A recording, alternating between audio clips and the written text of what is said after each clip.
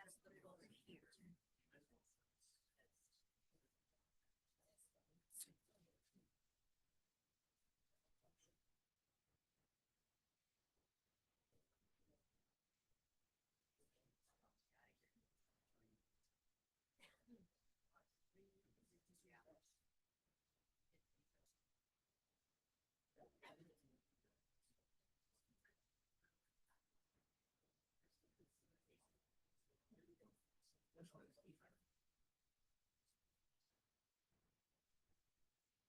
All right, we ready to roll?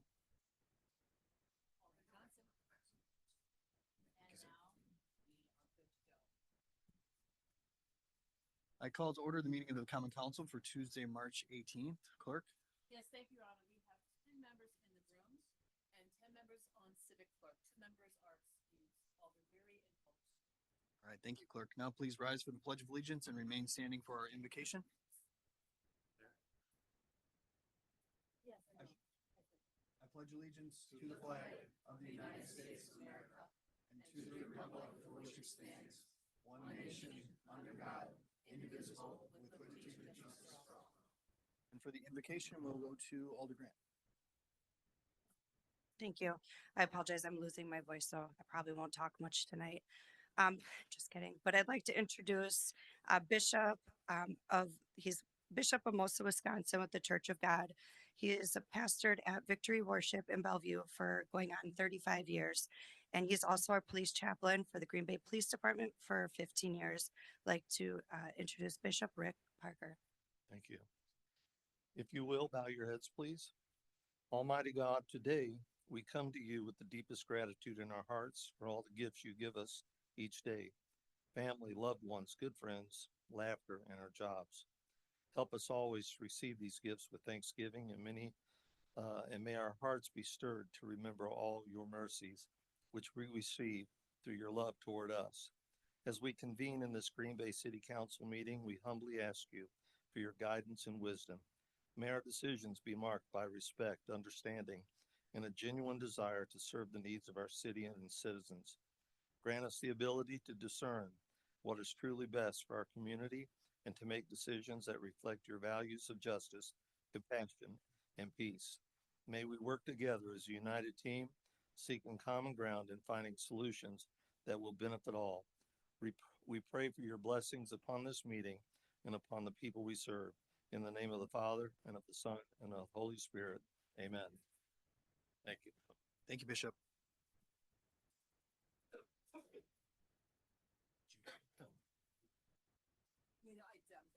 Yeah. Clerk Jeffries, clarification. Yes, thank you. Alder Grant brought this to my attention. I said that Alders Weary and Stevens were excused. They're actually attending remotely. Thank you. Very good. Thanks, Clerk. Next, we'll move along to approval of the minutes.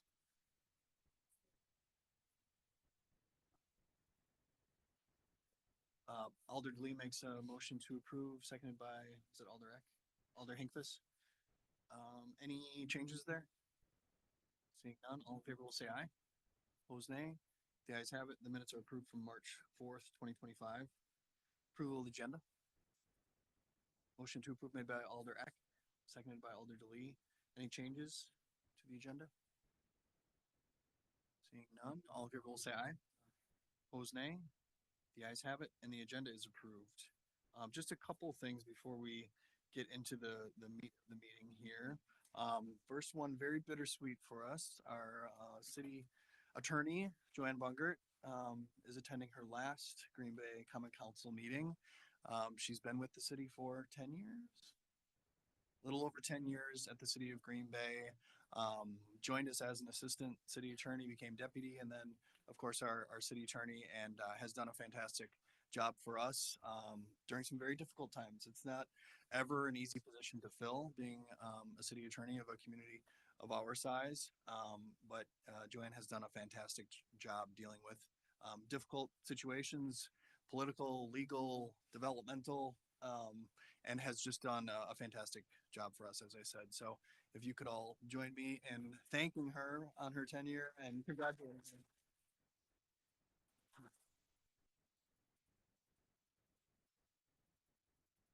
Any words, Joanne?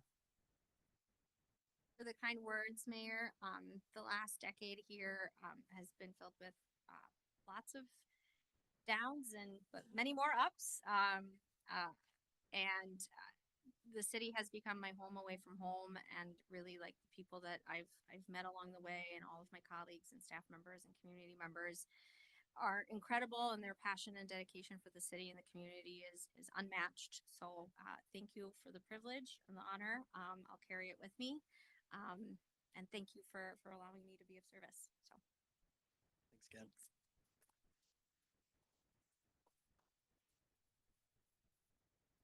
Then just a note on how we conduct our meetings. We've got a really big crowd tonight, which is fantastic. We always really appreciate public input into the proceedings of the Common Council. But we do have some expectations for how folks are to behave when they join us as guests here. So I just want to read through the conduct that's expected at our Common Council meetings here.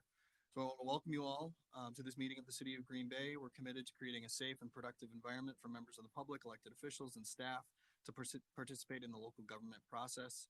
The role of the Common Council is to conduct city business on behalf of Green Bay community members. The mayor preserves order and decorum during the meeting to ensure all attendees can feel welcome, respected, and safe. You're seated in the designated area here. If you wish to participate in the meeting, to briefly speak on an item listed on the agenda, please complete one of the forms that have been circulating. If you haven't done that, please fill that out unless you submitted a form previously to the city clerk.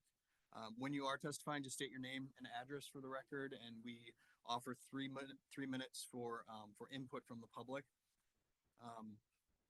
Disruptive conduct such as shouting or interrupting testimony or deliberations is prohibited. Prohibited conduct includes but is not limited to profanity, threats, and any physical contact. The presiding officer may provide a warning for verbal disruption. Engaging in prohibited conduct may result in an individual being removed from the meeting and exclusion from returning for the remainder of the meeting. The presiding officer may place the meeting in recess and move the Common Council to an adjacent room if law enforcement action is needed. If an individual refuses to leave the meeting or tries to return after being removed for engaging in prohibited conduct, that person may be subject to law enforcement action.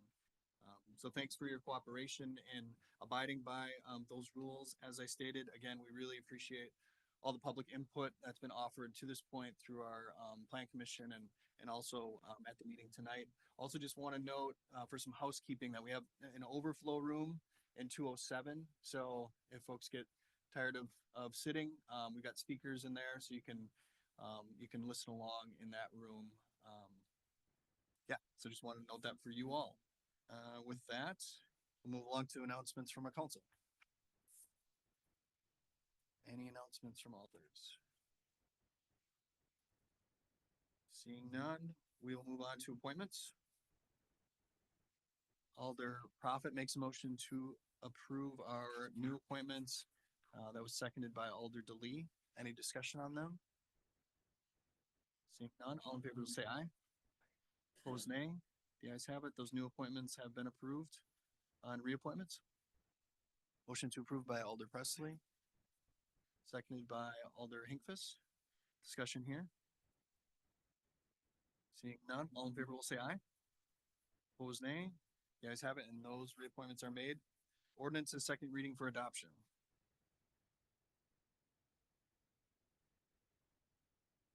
Alder Prophet makes a motion to suspend the rules and take up all the items that she noted with one roll call vote. I think we would also include 8. Yep. So we'll take up all of those ordinances with the exception of, what were yours, Alder Prophet?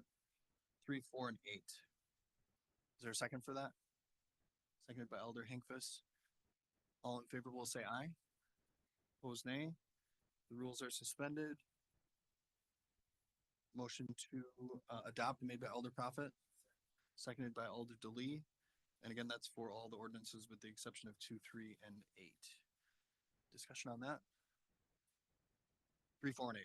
My apologies. Any discussion on it? Seeing none, we will use the board.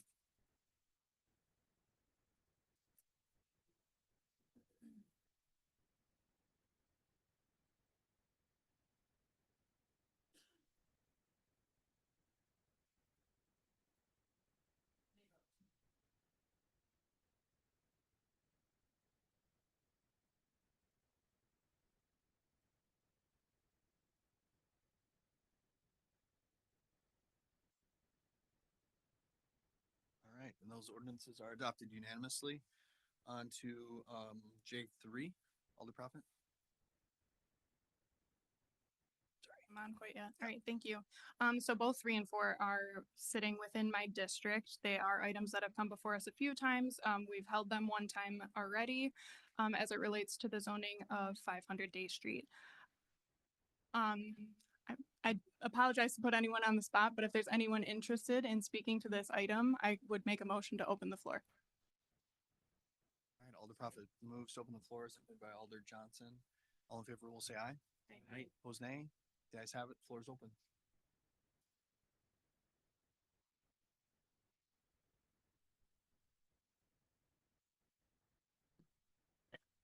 Thank you, Alderman Prophet. Mr. Mayor, council members, my name is Chris Brennan. I'm the Public Affairs Manager for Georgia Pacific's Green Bay operations. I've been in front of you a few times in the past, so thank you for the time again. Just wanted to provide a little update on where we stand with this property from Georgia Pacific's perspective. So again, thank you again to the council for providing us some additional time last week as it's related to the property. I wanted to let everyone know that we have received best and final offers on the site and are actively moving ahead with negotiating contract terms. As you can hopefully understand, these conversations take time. Our ask is that the Common Council delay this rezoning decision until the city can develop an appropriate plan with a potential buyer. As we have done previously, Georgia Pacific will continue to engage with the city's economic development group, the mayor, and council members to share more information when appropriate. We appreciate the council's continued understanding of the time and due diligence that this process can take, with the hope of creating a beneficial outcome for the community, the city, our business partners, the buyer, and for Georgia Pacific. Thank you. Any questions for Mr. Brennan? Yeah, Alder Prophet. I have a quick question. And I know I appreciate the negotiation efforts that are ongoing. Would you be able to share with us if any of those are general industrial as the property is currently zoned? Is that something you'd be able to share with us that you're entertaining? So unfortunately, I do not have direct line of sight to some of the negotiation, as we've mentioned before, that's being managed by Colliers. So I do not have the ability to share any specifics on that type of customer or buyer. So my suggestion is I'm happy to reach out to them and maybe we can regroup that way if that helps, but I can't share that. Okay. And I know one of the asks that we had put out, one of the last times we were able to meet, was a potential for a legal descriptor in order to portion out the parcel a little more. We required that legal descriptor. Is that something that your team is interested in sharing with us still? So I think we also shared that basically that would go back to the city. And I think that is something we wanted to work directly with the buyer on. Okay. So that's when I talked to my team earlier, they reinforced that as well. Okay, thank you. Yeah. Alder Galvin and Johnson. Thank you, Your Honor. I'm just wondering if you could give us a ballpark figure time where you might be able to check in with us and let us know how things are going. With everything going on, I know sometimes things can fall by the wayside, and we'd just like to stay on top of how things are going. No, I appreciate that. So I think the one thing I could probably share with you is, again, we received the offers last week. We have a real estate team based in Atlanta. They have to provide a review and then they recommend it to senior leadership. Senior leadership may have conversation or more discussion they need. My goal would be to hopefully be able to come back in the next 3 to 4 weeks, potentially with some type of opportunity or more information. But again, I can't control the discussion and how long those potential reviews and discussions go on. So. Alder Johnson. Thank you, Mayor. Chris, good to see you as always. Yeah. Obviously, we've talked about this, right? The risk for the city, of course, is we recognize the use that we would like to see on this site, and we did extend this, recognizing that we want to be a good partner and continue to have these conversations. And, broadly speaking, I don't think anyone's truly objectionable to that. I think it's acknowledging the risk sometimes that the city has for extending this, where a potential buyer could come in and its use would be incompatible with what we're attempting to proceed with right now, which is really, again, about that use that we envision for that area. Do you see from the timeline that you're working with potential buyers, is there any kind of an assurance, that we would I guess that a sale would not close before we've had an opportunity to have that conversation about use. And, you know, because obviously if a sale closes, then, and we've delayed this, our window of opportunity to talk about an alternative use evaporates with it. So can you maybe just speak to that a little bit? Well, I mean, I hope you would understand that we have been trying to be a very collaborative partner throughout this whole thing. And I know when we first started this, it definitely caught us by surprise. And as we tried to regroup, we wanted to regroup with everybody to let you know, we do want to work with the city. We understand your direction. Right now, I mean, negotiating contract offers, again, I don't know exactly how long that will take. But, you know, our intention would definitely be to come back and have a conversation with you, which I've shared with you numerous times. I've also shared some separate information with folks, just like kind of where we are in the process. So that would be our intention to continue. I can't provide any guarantees, but we believe, and I believe as a collaborative partner, that's the right thing to do with the city. And we want to maintain a continued good relationship with the city.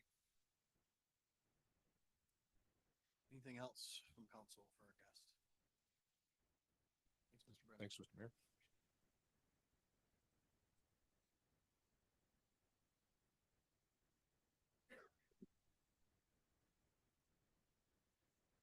Good evening, Brad Piet with the Fox Valley and Lake Superior Rail System. Hello again. So I've outlined to the council. Address, sir? 1890 East Johnson Street, Madison, Wisconsin. So Foxy has outlined the concerns regarding the rezone of the 500 Day Street property in our previous letters, but I just wanted to speak on a couple additional items, for consideration here tonight, right? So in the city's staff report, this was the report they did. There's a section in here. It says the presence of general industrial uses and GI zoning to the north, as well as active railroad running west to east adjacent to the property to the north, makes staff contemplate the idea that a light industrial land use adjacent to the tracks would be acceptable and possibly even more desirable than straight downtown future land use. That was in the city's own report on this topic. I wanted to bring that up. Also at that planning commission meeting, David made a comment when asked about, any industrial use with the downtown zoning, and that is not allowed in any conditional use with the downtown zoning. So, and in looking at the past city zoning, what has happened, it looks like to me, is that past industrial uses on the riverfront, on the East River, that were probably general industrial, over time were rezoned as light industrial, and that light industrial was used as a buffer between the heavier industrial use and other zoning, residential or uses in the city. And so nothing, and I guess where it comes down to it is nothing in the zoning ordinance to change the zoning on this property specifies any conversion back to industrial. So if it goes D2, it's going to have to be rezoned back to industrial, and it's been marketed as an industrial site. So I point that out just saying that, we think that the conversion of this industrial site straight to downtown is probably not the most appropriate action at this time. And that instead a conversion to light industrial would be more appropriate. So ask the Common Council, if they vote on this today, either to vote no or to amend to change to light industrial to move forward. And that, I feel, gives the optionality to go back to an industrial use.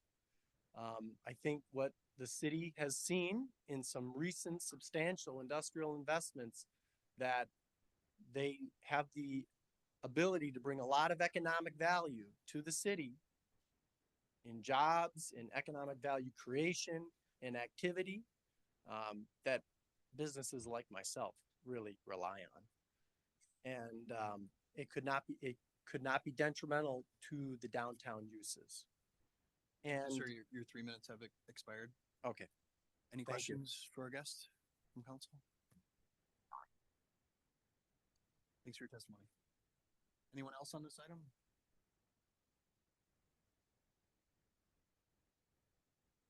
Here's not. Motion to close the floor made by Alder Prophet and seconded by Alder Eck. All in favor, say aye. Opposed, nay. The ayes have it. Floor is closed. Alder Prophet.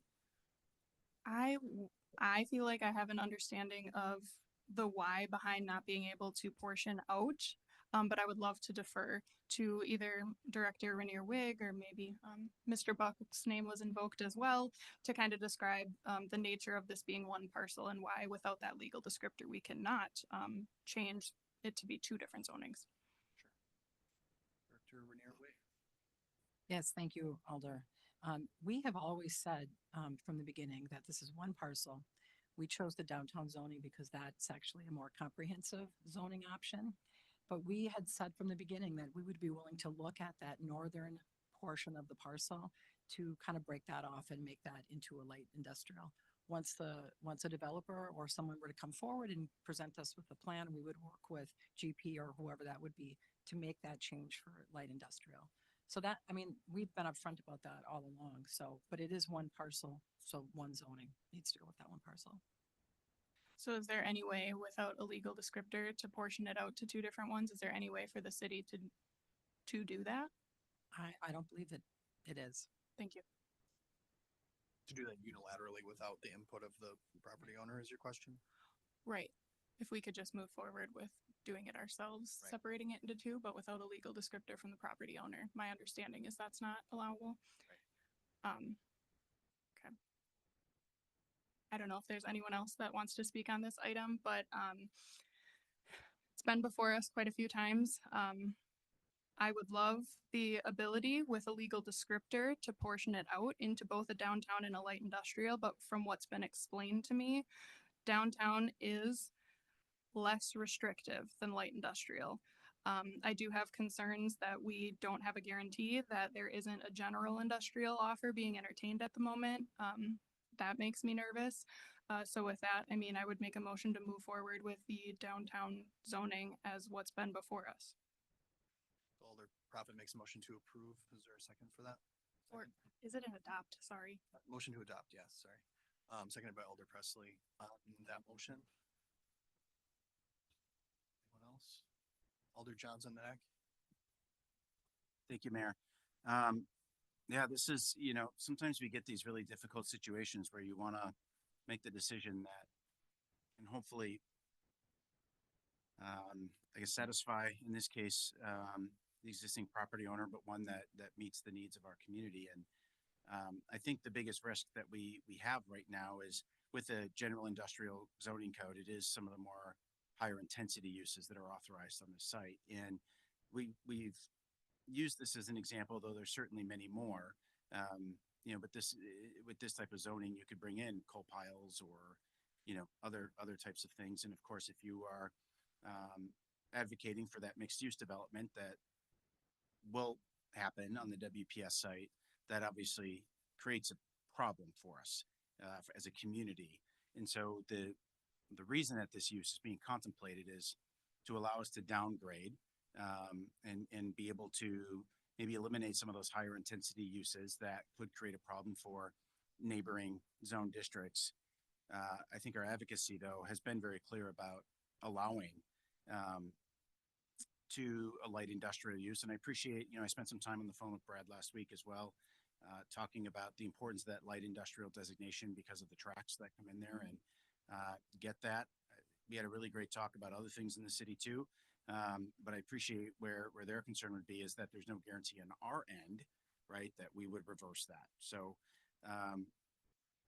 this is one of those where I don't want to say you could toss a coin, but I do want to make sure that as a community, we are putting our best foot forward to show that we are willing to work with businesses in our community, that we are not hamstringing some of their efforts and attempts to operate a successful and profitable business, because I don't want us to become known as a community that businesses avoid because we're very unfriendly on the regulatory side.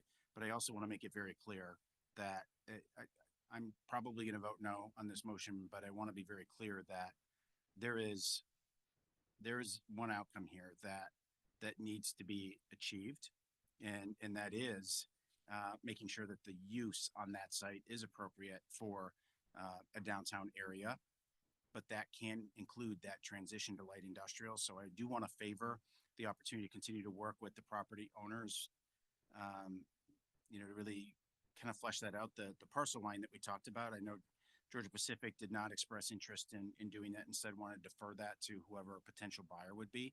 But I also think it's important to acknowledge that as a city, we're happy to continue to have these conversations around use, depending on how this falls today, right? But I think I don't want to say that it's improper, but for us to negotiate with individual buyers around uses on this particular item probably isn't, our desire for that use doesn't change, right? The outcome is still what it is. But we're still willing to have those conversations with potential buyers, acknowledging that there are probably other needs that operator would likely need. It's not just use. It could be development agreement. It could be, other types of permitting and restrictions. So, I'm torn on this one again, because I want to be a good neighbor, but I still want to be very clear that the use is what we're after. And I don't think that changes regardless of how the votes fall here today. Thanks, Alder Eck. Thank you, Mayor. And I know that, the last time we had voted, the talk was delayed, but then, well, there's going to be a second reading and that gives time for discussion. And I don't feel like we're quite there yet based on, what I'm hearing. And then we got a letter from the Port Authority about some things on that end. And I do have a question. Can the landowner divide the parcel? I know I heard the city cannot, but can the landowner? I guess that would be for, like, as Alder Prophet had mentioned, would that Are be you some- asking about creating that legal description or, Yeah, actually dividing the property? dividing the property? Yes, the landowner can do that. Okay. Are you done, Alder Eck? Yeah, at this point, I just wanted to say that I would say no to the motion. Okay. Alder Johnson. Yeah, I was going to ask, because it directly relates to Alder Eck's question, if Director Sherwin-Wade could explain why there was a conversation around the parcel, the legal description, right? Because the landowner, there's a difference between separating the parcel but doing the legal description. Right, we need to create the legal description for the second parcel. Right now it's one legal description and one parcel. So if you're going to split that, you need to create that. You need to determine how much land you're talking about on that northern half, right? And then you have to make the legal description that goes with that. But the legal description did not necessarily force the division of the parcel. But the legal description gave us the ability to rezone it in two different ways. If that were, yes, if we had created that, we would have had two separate parcels, which we could have done that with. But we have one parcel, so. Right. Is that what you're getting at? But you don't have to split the parcel. The legal description was sufficient enough to have two different zoning codes.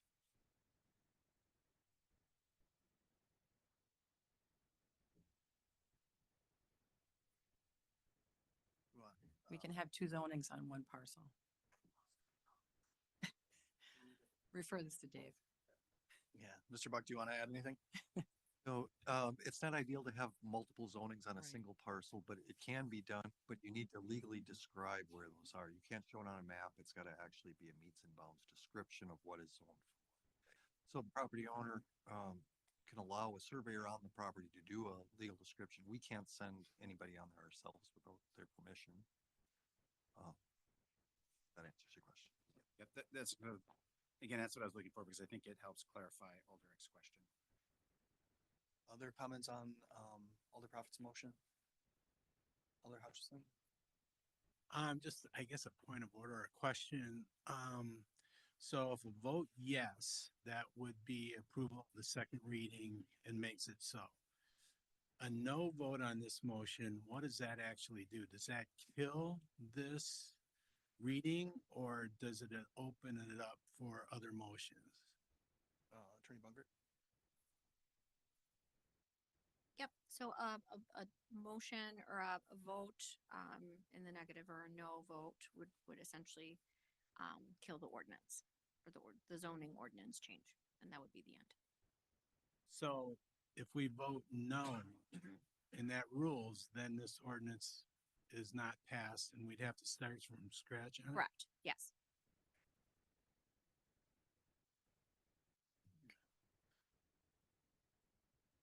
So just to clarify, there wouldn't be any other motions that would be appropriate after that vote is taken? Right. At that point, it would be, that would be a definitive vote and action on that item. And particularly with zoning ordinances, it really should be an up or down vote. It's either an approval or not. It's adopting an ordinance. A zoning ordinance is a little different where you wouldn't necessarily be able to do an amendment. I know there have been some discussion from the members of the community about amending it to a different use. That wouldn't be appropriate because there are public hearing notices that have to be adhered to. So if a change is contemplated, then the appropriate thing would be to vote no, to vote it down, and then regroup and go forward with, notifying for a different zoning designation. So really it should be up, down, or hold as that has been done before. Got it. Thanks, Attorney. Mhm. Good question, Alder Hutchison, Alder Prophet. I'd just like to follow up on that question as well, because my understanding was if we were to move forward and just say, let's do the whole thing light industrial, that too would kick this back to an original first reading. We would not be able to do a final tonight if we were to change, because it would need that same process, correct? Right, so it wouldn't kick it back to a first reading. Okay. It really, if you want to change it, there is a loose concept that you could essentially send it back to Plan Commission, but essentially you're restarting it all over again because the notice requirements for light industrial, that public hearing would have to happen, so you're repeating the process all over again. And my understanding was because a piece of this, I think it's 3, is amending the smart growth comprehensive plan. That requires a 30-day hold as well, right? There has to be 30 days between. I believe so, but Okay. I would defer to CED for the timing, but yeah. Just confirming that, Mr. Buck. Yeah, there's a 30-day separation between the two council. Yep. Readings, so a lot of times you'll see the zoning held, so it matches up with the comp plan. And any additional comments or questions, Alder Johnson? Mr. Buck, just to verify, as of right now, with the existing motions on the table, that 30-day period has already been met. Yep, so it would be if we were to change anything, which would include a rejection, so appreciate that clarity. So I'm gonna make a motion to hold, and we'll let those votes land where they do, because I don't wanna, I'm being very clear. It's because I don't want to send this back to the drawing board. I would rather have the opportunity to vote on that hold. And Yeah, Alder, I don't think you need to withdraw necessarily, so. yeah, no, Yeah. it trumps your motion. Alder Johnson makes a motion to hold. That was seconded by Alder DeLee. Discussion on that, Just to be clear, Mayor, hold until the next meeting. which is April 15th. So there's a second for that motion. Any further discussion? Alder Prophet? Yeah, I would just like to add on that. I'm 2 in favor of the hold, but I'm gonna stand with originally why I was moving forward with the adoption, as I am nervous that there may be offers being entertained that are general industrial. I still would be in favor of getting a legal descriptor so that we can keep light industrial. I'm still gonna say downtown is less restrictive than a light industrial, and I am gonna add that I have the utmost confidence in our city staff and our city's ability to work with any future developers. But with that in mind, I'm in favor of a hold as well. So, Alder Chris, then Johnson. I think if we go back to Brian and Alyssa's comments, Just a reminder, Alder. It's Alder's. Alder in the room. Johnson, Alder Alyssa, Thank you. Prophet, we go back to those comments. The objective is, what do we want developed on? And if we look at neighboring cities, neighboring states, when industrial waterfront becomes available, most of the time the cities want to be able to, get boat traffic coming in, putting in restaurants. You want that along the walkway. So while I'll vote for the hold, I really like the idea of separating the parcels.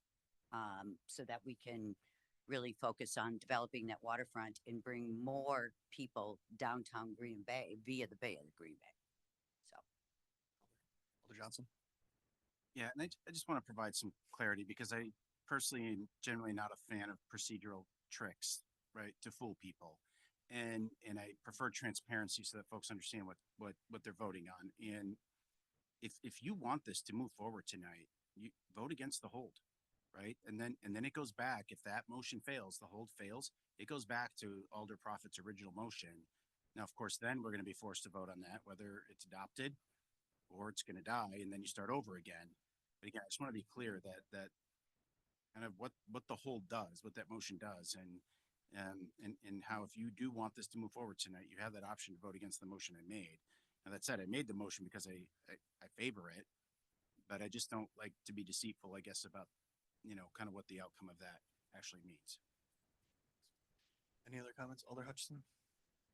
I appreciate that comment, Mr. President. And with that, I think we're all wanting to finalize this, but it just doesn't seem to be ready to be finalized yet. So I'm in favor of the hold with also the desire for that property to be divided. So there is kind of a combination of desires. So with that in mind, I would hope that we vote to hold. Thanks, Alder. Anything else on that? Alder Preston? I'm not going to vote to hold this. I would like to see this go through tonight. I recognize I'm in the minority there, but I still don't feel like I have enough assurance that what happens in the interim is going to be in line with what the city wants to see out of this area and this development, because it could be industrial, and I have to think of my constituents who are not in this district but 2 blocks away. And if it is a coal pile, if it is something like that, that is going to be not what they want to see out of their neighborhood. I can't in good conscience say, let's hold it and wait and see what happens when we don't have any assurance that the buyer is going to be amenable to what the city wants out of this development. So I'm going to vote no on the hold. Thanks, Alder. Anything else? None. All in favor of the hold will say aye. Mr. Mayor. Oh, yes, Alder Weir. That's all right. I think I did hit request to speak. Oh, my mistake. Go ahead. I'll wave my arms next time. I agree with Alder Presley on this one. I don't want to get caught with their pants down as a city, so I'm going to agree with Alder Presley and vote no. Thanks. All right, thanks, Alder. Anything else? All right, all in favor of the hold will say aye. Opposed, nay. Nay. The ayes appear to have it. So we will hold that item over until April 15th. We're on to J4. Motion there. So motion to hold made by Alder Johnson. Seconded by Alder Eck. Discussion on that. Seeing none, all in favor say aye. Opposed, nay. The ayes have it, and that has been held over also to the April 15th meeting. Next on to J8. Alder Galvin. This is an easy one, Your Honor. J8 actually is a replication of item 10, which we already approved. So I'm just going to make a motion to receive and place on file. All right. Thanks, Alder. Alder Galvin makes a motion to receive and place on file, seconded by Alder Johnson. All in favor will say aye. Aye. Opposed, nay. The ayes have it, and that has been received and placed on file. On to the report of the Redevelopment Authority. Motion to approve made by Alder Prophet. Second. Seconded by Alder Galvin. Items here to be handled separately. Hearing none, all in favor of that report will signify by saying aye. Opposed, nay. The ayes have it. That report has been approved. Improvement in services. Motion to approve by Alder DeLee, seconded by Alder Eck. Items here to be handled separately. Hearing none, all in favor of that report will signify by saying aye. Opposed, nay. The ayes have it. That report has been approved. Protection and Policy Committee. Motion to approve made by Alder Prophet, seconded by Alder DeLee. Items here for separate consideration. Seeing none, all in favor say aye. Opposed, nay. The ayes have it. That report has been approved. Protection and Policy Committee granting operator licenses. Motion to approve made by Alder Prophet and seconded by Alder Eck. Any abstentions or names to be handled separately? Seeing none, all in favor say aye. Opposed, nay. The ayes have it. That report has been approved. Plan Commission? Motion to approve made by Alder Prophet, seconded by Alder Presley. Items here to be handled separately. Number 3. Any others? Hearing none others, all in favor of approving the remainder of that report, signify by saying aye. Opposed, nay. The ayes have it. The report has been approved with the exception of item 3, and that is to approve the request to establish a planned unit development on property bounded by Algoma Road, Sussex Road, Church Road, and Bay Settlement Road, with a bunch of parcels listed there. That item was pulled by Alder Grant. I know there's a lot of people want to speak to this, so just motion to open the floor. Alder Grant makes motion to open the floor, seconded by Alder Eck. All in favor will say aye. Opposed, nay. The ayes have it. The floor is open, and I have a list of folks who would like to speak, so I'll read through the list. Thank you, clerk. If your name is not listed, just wait till I'm done with this stack, and then feel free to approach the podium and state your name and address. So we're gonna go first to a representative of the developer, Brad Reimer. Thank you, Mayor. Yeah, just a quick note for our audience. We, like I said, at the front of the meeting, we allow for 3 minutes for comment, for presenters or developers bringing forward a project. Obviously, we allow for some more time to detail what's being, presented to council here. So having that being said, we'll go to Mr. Reimer. I appreciate it, Mayor. Thank you. Council members, thank you for having us. I know some of you were in attendance at the Plan Commission meeting, but I'd like to go over the entire development again, just to reiterate what's actually happening here. So out towards Red Smith School in the Red Smith neighborhood, we have 168 acres in this proposed development. PUD zoning is what we're going after. We started this project in 1992 when that was all farm field out there. We've laid out the entire thing. Our firm has been working on this since then. Recently, we conducted a full topography survey, delineated the wetlands, identified any sort of environmentally sensitive areas that are associated with those wetlands or navigable streams. And then also stormwater facilities have been accounted for, sized, calculated so that we save room for those particular amenities. Of the 168 acres, we're requesting 115 acres of single-family residential. Now most of this would meet code. Actually 65% of this would meet R1 zoning, or exceed, I should say. We are asking for some deviations within that R1 to allow for some reduced lot frontages, some reduced lot sizes, 60 foot and 70 foot.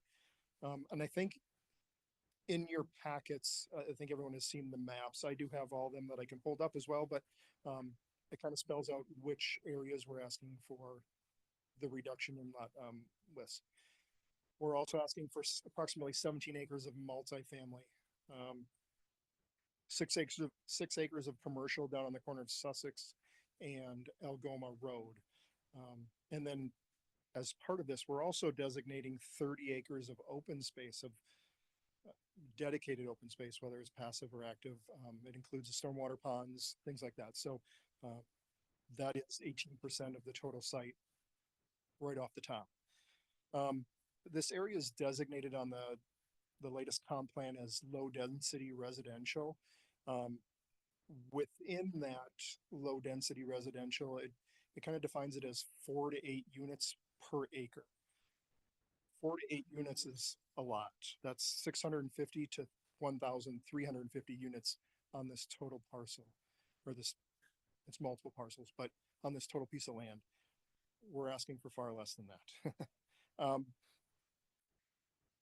There's also an existing road map out there.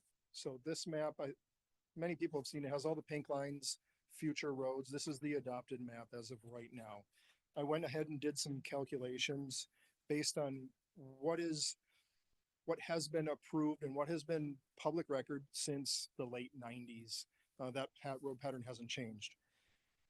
There's approximately 19,000 linear feet of road on that particular plan. We're proposing 10,000, so a little more than half of that. If I were to take those roads, apply R1 code to all of them, I could get 450 lots. Right now, we're proposing 400 units, only 227 lots, but 400 units with that multifamily. So when we talk about density, remember that 4 to 8 is what is preferred for this particular low density residential. That ADP at 450 lots is still only 2.6 units per acre. We're proposing 2.4, less than what is existing out there today. Just to take that one step further, if we take out the open space, we're still only at 3 units per acre. If we take out the wetlands that are included in a lot of these residential lots, I'm still only at 3.6 units per acre. That's including the potential multifamily units in that calculation. For a comparison, the existing neighborhood north of Red Smith all the way to Church Road, 2.2 units per acre. If you take the entire association neighborhood, 2.4 units per acre. So very comparable when we're talking raw land. So to expand on the multifamily aspect of this, the Kosmoskis that's who we're representing. The Kos Management, they're local. They own the land, they build the buildings, they manage the buildings. They are very reputable in the area. We couldn't ask for a better client. They kind of do everything. The multifamily is 10% of this total raw land. It's a quarter mile from the closest existing home on this site. So the east side of Sussex Road, quarter mile, and it's also wooded. So the visibility, although today with no leaves on the trees, is a little bit different than what it will be in the summer, but again, we're talking a quarter mile.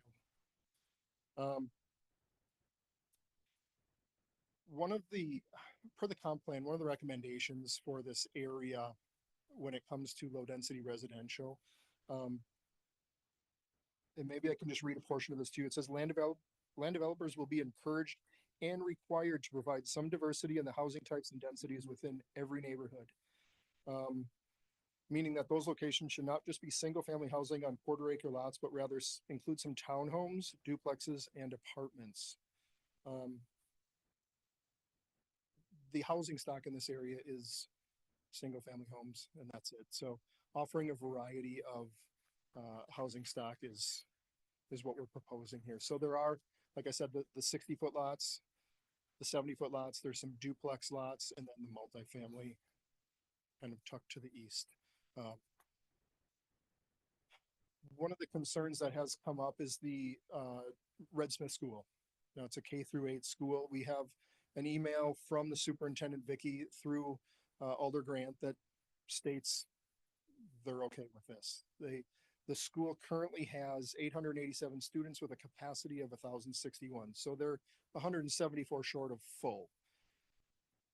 Her email also states that there's an expected decline in enrollment over the next 10 years. So from the school board's stance, this is not an issue to them. I know it's come up in the past. People are obviously emotional when it comes to where their kids go to school. So I think it's a reassurance that there aren't any issues with the school. One of the points of contention is traffic in that area, especially before and after school. Now, Sussex was originally designed as the minor collector for the existing neighborhood and the proposed neighborhood. So when this was back in the late 90s, when this was all laid out, Sussex was the main drag through there, and that was a known. Maybe traffic calming measures, maybe some other options working with the city and the school district would put people's mind to ease over the congestion in the morning, things like that. I do have some traffic counts, not based on our traffic study, but just general, this was the Institute of Traffic or Transportation Engineers. A single family home generates 10 trips per day. A multifamily unit generates 6 to 7 trips per day. So if we go back to that original ADP, that's shows all the roads, 450 potential homes in there. That's 4,500 trips per day potentially. Our proposal really only has 227 homes. We'll call 236 because there's 9 duplex lots in there. So 236 single family units. And then we show 160 multifamily units. That's less than 3,500 trips per day when you throw the multifamily in there. So 1,000 less. That's 23% less with the multifamily in there versus standalone single family. There is one potential fix that if you look at this map here, Durham Road, oops, I'm sorry. Durham Road was always planned to be another out to Scottwood or Algoma or County Highway I. If that were forced out, it would alleviate a lot of traffic from Sussex. I know they talk about that intersection of Sussex and Algoma Road being tough to take a left-hand turn in the mornings and the evenings. There are other outs to the neighborhood. Maybe they're just not utilized as much as they could be. The other topic of discussion is stormwater management. And I eventually will defer to Steve Grenier on this, but flooding is an issue in that neighborhood. I think I've seen plenty of photos and videos and heard testimony of people having issues with water. The vacant site requires no stormwater management right now. It just flows off and into the neighborhood. The developers, the city staff, we've had these conversations already, and everyone's willing to come to the table, work together, oversize the facilities, direct it where it needs to go to help with the issue. I can't say we're going to solve the issue, but we're at the table. We want to help this development. Something is better than nothing. And right now with nothing, it's an issue. So with that, maybe Steve can talk a little bit more, but oversizing the ponds, redirecting it. I don't know what we can do in the existing neighborhood, but if we can help what our piece of property is contributing to this neighborhood, every little bit would help. I don't see it as a deterrent to the stormwater that's on there right now. One quick stat before, if Steve wanted to say anything. On that ADP with 450 potential lots, that's 450 rooftops. On this proposed plan, we have 227 single-family house rooftops and 10 multifamily. So we've significantly cut the rooftops. When we talk about the 19,000 linear feet of roadway, and now we're only talking about proposing 10,000, the impervious surfaces have been greatly reduced, which can only contribute to helping the stormwater issue in the area. With that, I know there are people are going to come up and they're going to talk about most of those topics. If anyone has questions or we need to elaborate on any of the statistics or anything like that, we're certainly here willing to have that discussion, but we appreciate you listening. I don't know if that's a question, Jim, Alder Hutchinson, but yeah, if you're done, we can go to questions. We can, absolutely. Yeah. Great. All right. Thank you for your testimony. Of course. Just first one. You yourself weren't working on this in 1992, were you? Steve was, but we all know the file number. V592 was the 5th file in 1992. It's a very well-known file in our office. And that was Mao and Associates in the 90s. Recently we were Veerbecker, but I didn't start until 98. But I remember working on that project in 1998. We'll appreciate the commitment to the project. Yeah. Alder Hutchison and Alder Grant. Okay, just two quick questions regarding schedule, because it does affect the number of students that would be heading to Red Smith from this development. What do you expect? How much time is it gonna take to develop this site? Several years. I think we've thrown out 8-ish years from end to end. I guess it all depends on the demand. You know, as you start at one end, most likely the south end of the development, and you start working your way north, depends how fast you can build and sell homes in that area. Okay, so several years. It's And going this to is take getting time. into the weeds. This really doesn't pertain Yeah. to the rezoning, but the second thing is the stormwater issues. Usually that you develop ponds when you're touching the earth in that area.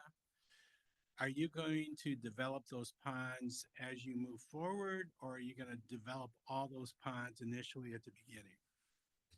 I think typically we would build them as we move forward. That would be a discussion for the city is who's gonna build the ponds 5 years down the road when the development hits there? Do we build that pond now? How do we solve those stormwater issues today? I don't have an answer for that. But typically you would construct any stormwater management facility as you turn in your site plan for that phase of the development. Okay, thank you. Alder Grant? Just a question, for clarification. I apologize. I'm sorry, my voice is cutting in and out, but for the lots that are 60 feet wide, am I correct in that the non-permeable surface of that area is 60%, not 50, what we normally require? I believe is that what's in the PUD draft? I believe, I just have that note. I just wanted to verify. I didn't see it in the. Yes, I think we increased it by 10%. Okay. Okay. And then, so there's been comments made that some of our flooding issue occurred when Town of Scott put in curbing and drains at the top of the bluff. A lot of your retention ponds are closer to Sussex. Is there a reason there's not retention ponds further back to catch some of that? Because the reality is the top of the bluff and the bay, the water naturally wants to flow that way. And the reality is all of our houses are just in the way. Is there a design reason to that? Yes, the water flows down. We would want to catch it at the bottom. Putting a pond at the top. Not at the top, just further to the bluff. Yep. So to design a pond, we really need a flat area without having to excavate and regrade a larger area to get those ponds. I still need to collect the water from the lowest point on this development and get it into those ponds. If I move the pond up, now I can't collect the water downhill from it. So there is a reason it's always at the low point of a development. Okay. All right. Thank you. Thanks, Alder Prophet. I appreciate you taking the time, and I'm glad you weren't working on the project since 1992. Full disclosure, that was before I was even born. So I'm excited to be a part of this project now that it's before us, since it was clearly before my time on Earth here. My question, I appreciate you sharing the numbers with us. I jotted a lot of them down. From the PUD, I'm seeing 10 apartment buildings. Am I correct in that? That's what we show. That's what we depict on there. Do you know how many units roughly you're looking at? So I show 16 unit buildings. Okay. We're going for straight, I shouldn't say straight R3, but what would be allowed in there according to the draft PUD is the R3 zoning. That would dictate what can happen within there. Okay. So the city code would still require us to do everything in that code. We're not deviating from anything there. Perfect. Thank you. Thanks, Alder Presley. Thank you, Mr. Mayor. Thank you for your testimony. So a quick question, just for my visualization. How tall are these multifamily units? What are we looking at? Do we have an exact height on those? Do we know? Less than 30? Yeah, they're 2-story buildings with a pitched roof on it, so 30 feet, yeah. Oh, gotcha. And then looking at the environmental impact part of it, so what sort of surveying have you done in looking at the escarpment as well as the wetlands there? Just wetland. So we've done the topography, we've done the boundary, we've had wetlands delineated, marked out. So, and then also the waterways. It's all been mapped out. We've accounted for them, and that's that's kind of why you see all the cul-de-sacs going in, because there are so many veins coming off the escarpment of water and wetlands. So we are utilizing the spaces in between all of those veins, for the development, for the roads. Right. Okay. So I've talked to some conservation biologist folks who've talked about the escarpment as being a really unique microhabitat for animals, for flora and fauna. Is there, I don't know the space that well, but what assurance can you give that that is not going to be, directly developed upon, or that the people who are occupying these single family units, that's their land, right? What are we doing to keep Right. them from? The majority of the escarpment is actually in the town of Scott, and then the bottom side of it is Green Bay. So these these new lot owners or homeowners in this area wouldn't have ownership onto the property, directly at the escarpment. But I think there's been some discussion on, putting an easement along there, just maintaining, there's rear yard setbacks. There's certain things that you can't do in there. If there's water associated, maybe there's an environmentally sensitive area that needs to be accounted for. I don't go all the way up to the escarpment with all of these lots. They all stop a little bit short because they need a yard as well. So I think there's some pretty good assurance that we're not touching any of that rock or even the land directly below it. The town of Scott and the city of Green Bay, I think, have in where that boundary line is, have pretty well protected what can and can't happen directly adjacent to that escarpment. So, I'm looking at the map, I'm not as concerned with like the multifamily, because that's something that would be, the Kosmowski property would manage that as well. and Yes. Landscape that as well. And I've been told that the landscaping is going to be more natural, focusing on the wooded areas around there. Is that correct? Yes. Okay. But with the single family, is there anything that you can do when selling these properties to let the people who are occupying them know that right in their backyard there is this potentially sensitive habitat? Potentially, yes. I don't know what that would look like, but this would maybe be the creation of an easement along there where we know you can't, put your house in there. We don't want you putting a shed in there either, but, yeah, I think some protection along that escarpment would be in order and very doable. And just to clarify, the houses will be at the west side of the lot, not the side closest to the bluff. Correct. Okay. That ends my line of questioning. No Thank worries. you. Great. Thanks, Alder. Alder Grant? Apologize. The private driveway, how wide is that? Was that 20 feet? It could be 24 feet, let's say. Okay. It's typical in a multifamily development like this. If we had to get from one end of the site to the other, we don't need a 30-foot drive aisle. We can get by with a 24, maybe a 22. Enough for one car each way. Okay, thank you. Thanks, Alder. Any other questions? Alder Galvin? Thank you, Your Honor. Appreciate your time for the presentation. As you may guess from the planning meeting, we've been inundated with a lot of comments from the neighbors and their concerns. And so I'd like to kind of address some of that if I could. Yes. There were comments about too much housing. Basically that there'd be too many people now living in that area and causing issues like traffic problems, congestion at the school, things like that. But from what you're telling me, what you're planning on is far less than what another developer could potentially do right now. Yes and no. So the plan that's adopted out there today. Find it.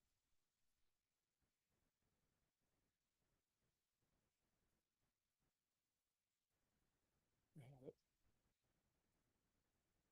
And I lost it. Couldn't have gone far. What was proposed back in the late 90s can't be built today. But anyone that would have moved into this neighborhood would have said, this is the potential for this. Now, with the environmentals that have happened, the wetlands, I mean, it's gone undeveloped for a long time. It's really restricted the amount that can be done to it. So we've greatly reduced from what could have been done 30 years ago. Regulations have changed. Wetlands have grown, things like that. So we've reduced what the potential was 30 years ago to today. Okay.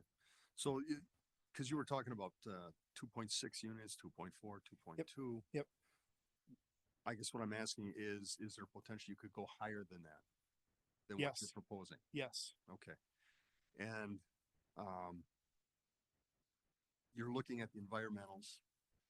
You're working with, I would imagine, the DNR. Yes. And so the They DNR approve is all the giving wetland you, so delineations. they've approved everything. So any of the concerns I'm hearing from people about the wetlands being impinged upon or ruined or anything else like that, the DNR is actually making you follow their rules so that doesn't happen. That's correct.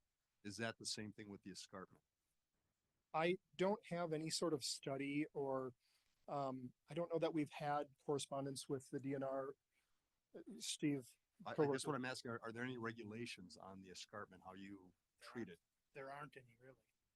About the only regulation that's on the escarpment is there's a 20-foot setback from the bottom of the escarpment, 20-foot building setback. But like Brad said, most of the escarpments in the town of Scott, it's not on our property. Let me back up. I'm Steve Beater with Rebecca. Okay. Also working for the developer.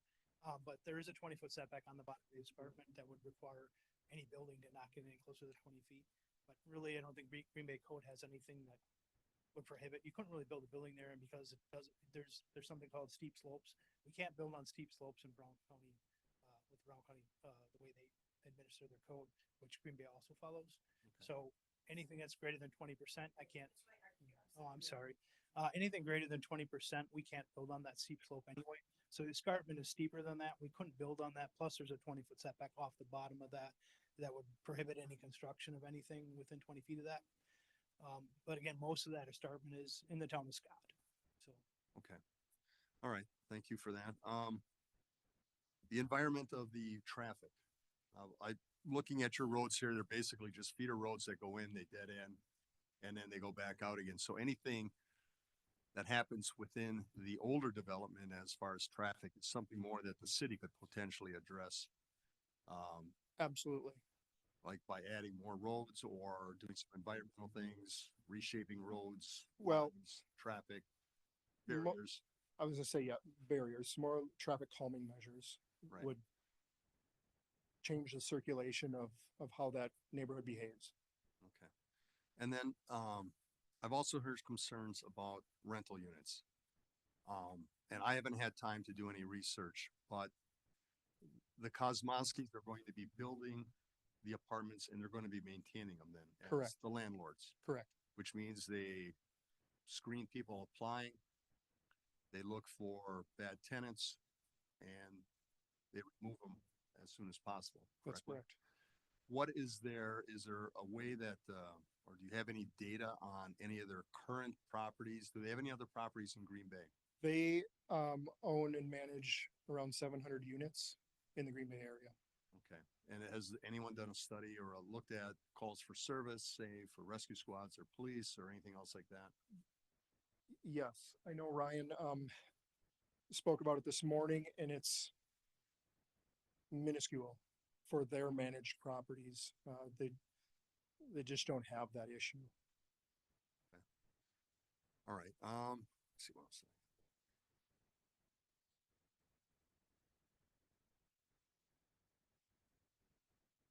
All right. Thank you. That's all I have for now. Thank you. All right, thanks, Alder. Anything else from council? Alder Eck. Just to, thank you, Mayor, to piggyback off of what Alder Galvin was kind of alluding to, is there on-site management for their properties? I have to defer to the developer here. Yes, they have on-site management for most of for most of their units or their complexes. And these are market rate? Yes. Okay, thank you. Yeah. All right, anything else from Mr. Reimer? You answered that most of their units or the apartments have on-site management. Will this one have on-site management? Yes. That was my question. That was my question. All right, thanks, Alders. All right, anything else? All right, thank you, Mr. Remmer. Thank you so much. Appreciate it. Next up, we have Jennifer Sundstrom from Realtors Association of Northeast Wisconsin. She's at W6124 Aerotech Drive, Appleton. Good evening. You don't need me to repeat. No. My name and all that. Okay. Oh, in the past, I normally would not be involved in this type of public hearing for individual development projects.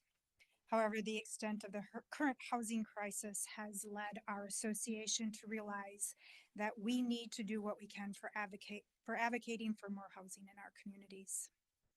We are experiencing an unprecedented lack of available homes and multifamily across the board.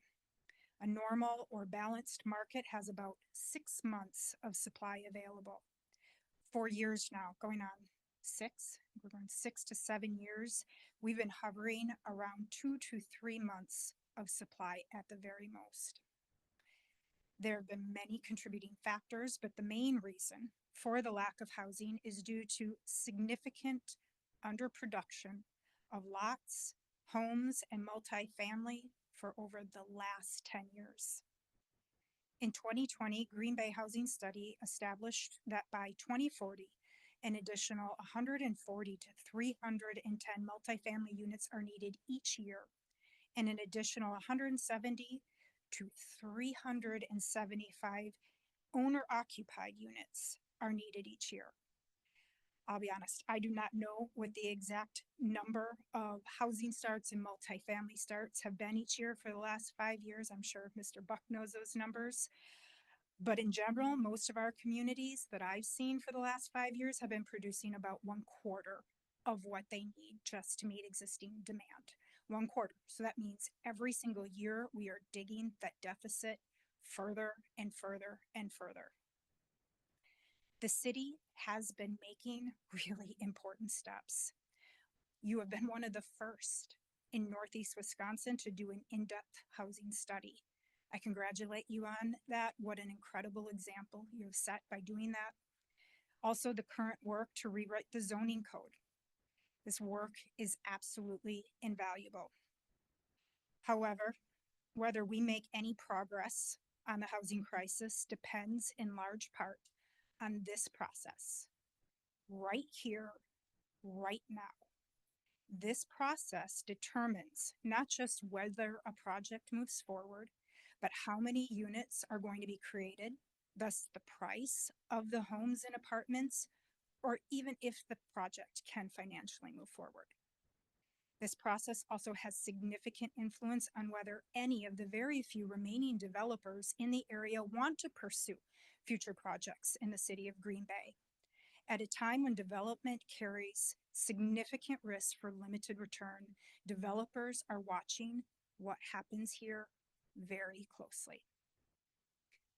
This is a beautiful project, doing exactly what we have been asking developers to do, to create a mix of housing options that are well planned out, protecting natural resources and providing green space. We need housing of all types across the board, and this project provides it, creating neighborhoods and community for citizens with various housing needs. We're the Realtors Association. We love homes.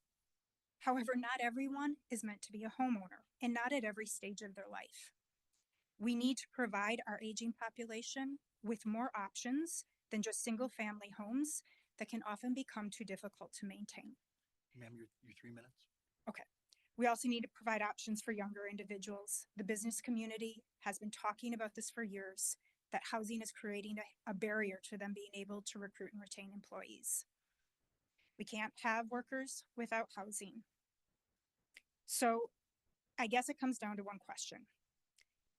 Does this proposed project help meet the housing needs of Green Bay in a responsible manner? If the answer is yes, the project should be approved. Thank you very much for your consideration. Any questions for our guests? Alder Grant? Thank you, Mayor. That housing study that was done, that was based off of a projected growth of what by 2040 for Green Bay? Usually you do what your population projections have been showing over a number of years. And since that was 5 years old, I'm going to again defer to your planning staff, but we've been seeing that Green Bay has been exceeding those population growth projections. So that's why they always do a range to take into consideration the fact that you may be growing in population faster. The other thing that's difficult to is to answer that exactly is that our housing formation is changing drastically. We believe by 2030, we are going to be seeing that as much as 50% of all households will be one-person households. It obviously takes a lot more housing to accommodate even that same amount of population if you have such an increase in single-family households. So it's such a complicated answer. Okay, that's different than what my understanding was, but I'll check with staff on that. Can you tell me, I know you talked about the difference of growth, but have you tracked what we have been developing as far as rentals versus single family?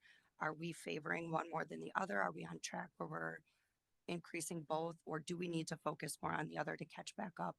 You need it all across the board. You need all the different types of housing right now. There isn't one where you can say, yep, you've got plenty of supply in this particular area. And my understanding is also this area where the development is proposed, you do not necessarily have as many housing options, especially multifamily. So when you're in just, you know, anecdotal conversations with businesses too, with workers, they're in this fight and you're watching workers going from one business to the next. And as much as a 30-minute commute can change a person's decision on where they work. If they can find housing that's closer to where they either want to have housing or where their job is, they'll take a completely different job. And so for all your businesses that are over, you know, towards this side of Green Bay or ones that would like to locate in this area of Green Bay, if you don't have housing supply, that's going to further exacerbate their ability to recruit workers. Okay, I went on apartments.com and on the east side alone, there's 301 vacant apartments right now. So that's a little interesting. Do we also, with these projections, look at growth in jobs and businesses, that those are also on the uptick? And it's a cross range. I mean, it would be interesting right now because usually a 5-year housing study should, you know, be still pretty current, but given how much has changed in the market, it's almost, I'd love to see, you know, what do those numbers look like updated right now. We are having an extreme difficulty, not only with single family, but having what we call the missing middle. And so, you know, this project is incorporating more of those duplexes and townhomes as well. Multifamily, for vacancy rates, you have to look at those price points too. So you could have a huge glut of a certain price point and then have almost nothing available in another price point. What those specifics are for specifically northeastern part of Green Bay, I don't know for just that very narrow segment of the market. Okay, all right, thank you. So there, any other questions? Alder Galvin? Actually, I had a question for the previous speaker. Okay. Thank you, Ms. Sundstrom. Thanks for your advocacy here and also at the state level. Alder Galvin, go ahead. I forgot to ask you about the planned apartments, and I don't know how much detail you guys have yet on those, but I'm wondering, 1, 2, 3-bedroom apartments, amenities. Again, I'm gonna defer, what does a 16 unit have? Yeah, one bedrooms, 2 bedrooms, 2 bedroom, 2.5. Yeah, there's a mix Laundry within each apartment? in each or unit, that's correct. Parking? There's interior parking and exterior parking for each unit. All right, and do you have a ballpark figure, high or low, what the rent might be? If you want to go there?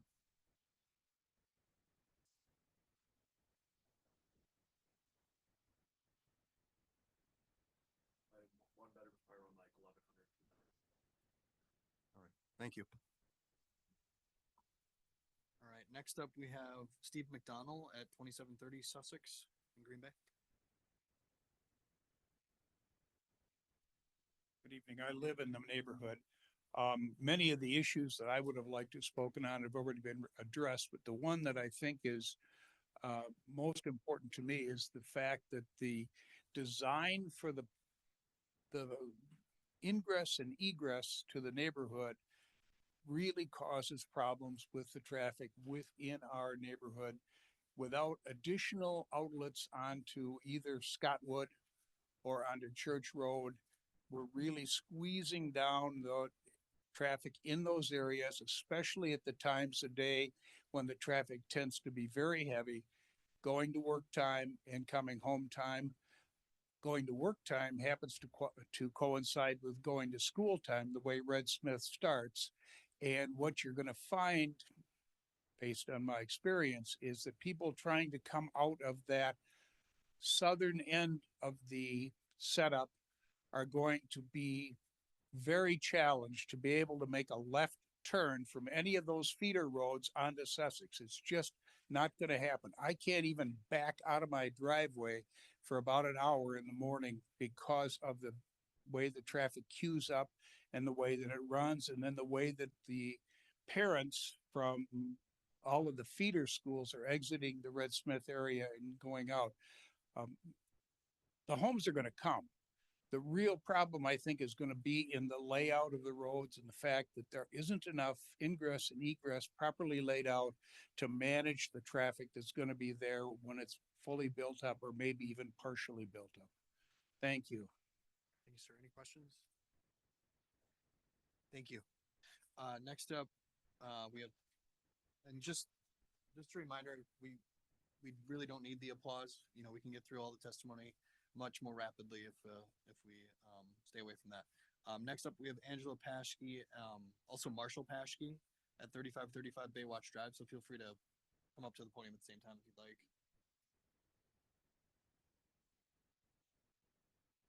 I'm going to speak for both of us.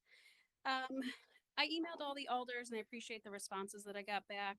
I do want to expand on the housing study that was done and how it does indicate that we need a lot more single family homes than we do apartments. And of no fault of your own, of the council's fault, the recent, I would say in the past 12 months, the complexes and the apartments that have come to you have all been higher density. I think you've approved well over 1,100. I stopped counting it at some point when I was reading through agendas. But I do think that there is now a mismatch, right, of exclusively approving apartments and not enough homes. So we know the city desperately needs homes. We're fine with the homes. And I think the sheer size of this land provides an excellent opportunity to correct that mismatch. We're not on at all for the projections for this housing study. Also, the comprehensive plan, obviously there's some misalignment with that. We moved to the neighborhood expecting it to be single family. That change is concerning. I do also want to speak on the escarpment, which is my personal topic in natural resources. I've talked with the Niagara Escarpment Resource Network. They're obviously very concerned about the development as well, and what that means for the entire ecosystem. It's a very sensitive ecosystem. The DNR in their study in 2001 found rare species, both just directly north and directly south of this development. The Niagara Escarpment Resource Network is feeling pretty confident that those exist within this corridor as well. And how do we address that? So we would like to see some sort of a buffer put in. I know that there's a 20-foot, but the city's comprehensive plan does address options for like a conservation type of design that's available. I would encourage that. Our neighborhood would also just love to see more recreation opportunities. If they can put some sort of a bigger buffer, would be awesome to have a trail there, some sort of boardwalk back in there. I would like to see the entire development moved off, and I would like to see the apartments scrapped. I mean, the potential for erosion and concern in this area we're concerned about it. Why can't we preserve this section of the escarpment like UWGB has? It's preserved further into the city. It's preserved further north of this project. There's DNR funds for all of this, by the way. The DNR prioritizes the escarpment in the state as one of our foremost natural resources. And there's definitely funds available to do that. So I would encourage the council to consider that with this project as well. Any Thank you. questions for this? Alder Presley? Thank you. And I also thank you for your email. I believe we emailed back and forth a little bit and you connected me with somebody from the Escarpment Network and I appreciate that. My question is regarding, so you're against the multifamily homes, but not the single family homes in terms of their impact on the escarpment and preservation there. Why is that? Well, I think the impervious surfaces, right? We're gonna have large parking lots with the apartments, bigger roofs.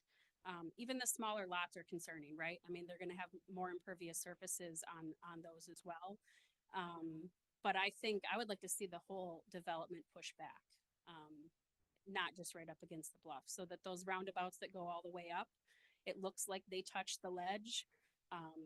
They can't build right there, right? Because there is setbacks for wetlands, but it's also not protected. And that's what the DNR funds are available to do, is to, you know, even potentially buy a section of land from the developer and then actually then get money to like put some sort of a trail or boardwalk, something like that. So Thank you. thanks. Thanks. Any other questions? All right, thank you, ma'am. Next is Monica Bernardi, 2625 Shore Ridge Court.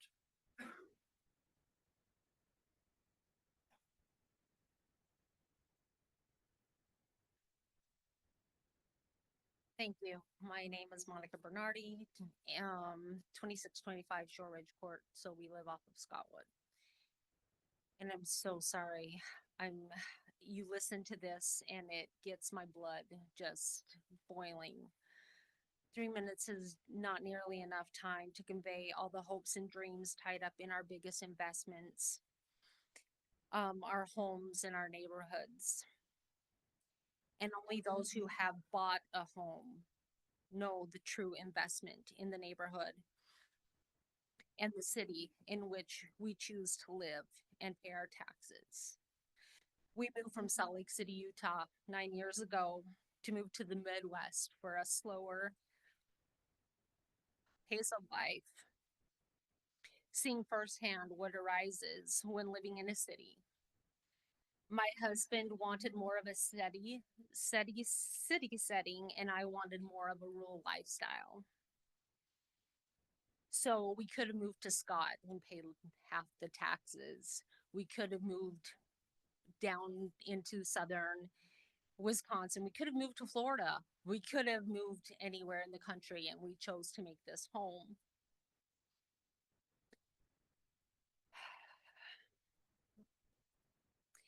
When we arrived 9 years ago, the cleanup of the bay was underway. I personally could not believe how companies would pollute such a beautiful water system. And just now, I can't believe that companies can come in and disrupt a beautiful neighborhood, but also the Niagara's escarpment, which is protected geological formation with endangered species, such as the Hines emerald dragonfly, which is federally endangered, the northern long-eared bat, which is also threatened, and the dwarf lake iris. We have a moral and ethical obligation to be good stewards of the land that we live in. And we have an obligation to the future generations of Green Bay. I'm asking that you keep the zoning intact as single housing to preserve the ecological system, the endangered and threatened species, and also future homeowners of Green Bay. Do we want Green Bay to look like a little Milwaukee? Is that what we want? Or do we want places where people can go to little sections of Green Bay and find their place? it's interesting that we have someone from Appleton here to tell us what Green Bay looks like. If you drive down University Avenue, there's 20 apartment complexes going up right now. Ma'am, your 3 minutes. I don't want to live there. Thank you.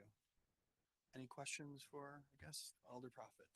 Yeah, I have a question. Could you expand on what you mean by us becoming a little Milwaukee with the development? Could you clarify that statement for me? It seems as if, and I don't know, I've only lived here 9 years. So I do not obviously have anything other than it seems as if the plan is moved away from the comprehensive plan that we paid as tax dollars to have done in 2022, done that states that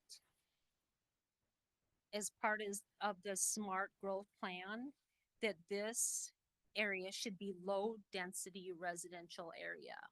It seems as if Green Bay has taken it upon themselves to take every community and make it put in homes, duplexes, and apartments instead of having where you can choose to live in an apartment area.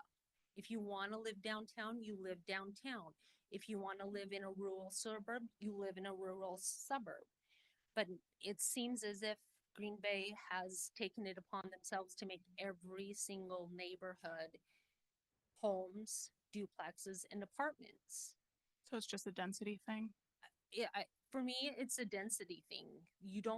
There's not a little,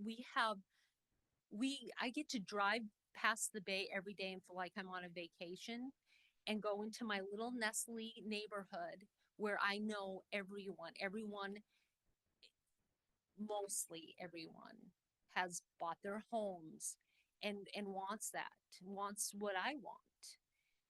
If you bring in apartments, which if you drive by any apartment, not just costs,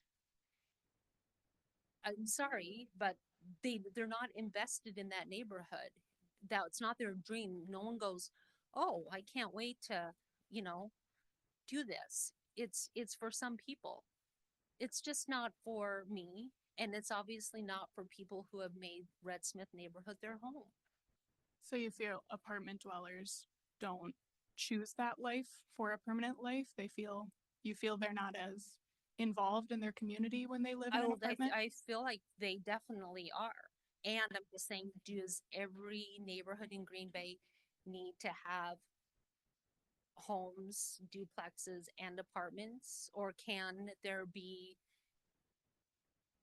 like down on University Avenue, not far, a whole slew of them?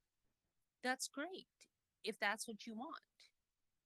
We chose that neighborhood because in the comprehensive plan, and what was said was this was going to be homes. I'm saying there should be a place for everyone in Green Bay. So apartments aren't for everyone? They're not, and homes are not for everyone, but I think you get to choose where you want to live. Got it. That helps. Thank you. Any, Alder Galvin? Ma'am, if you heard this gentleman speak before, he has the ability to put far more homes on that development than what they're going to do right now.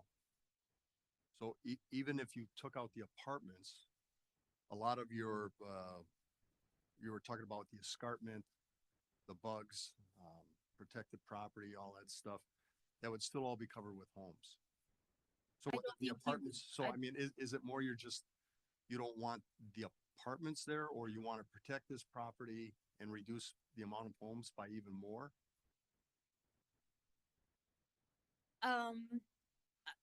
One thing, I do not want apartments. Okay.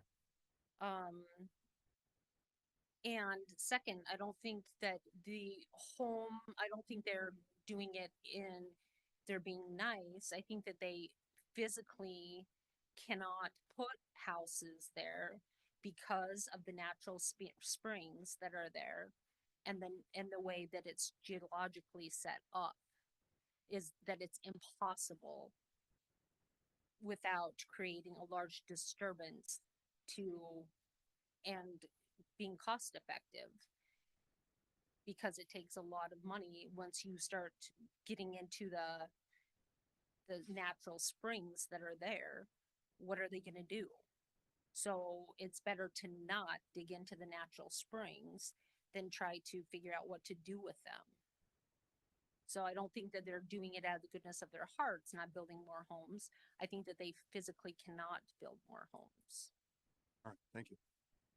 Any other questions or comments? Next up, Joe Morgan, if you could just state your name or your address rather, Mr. Morgan.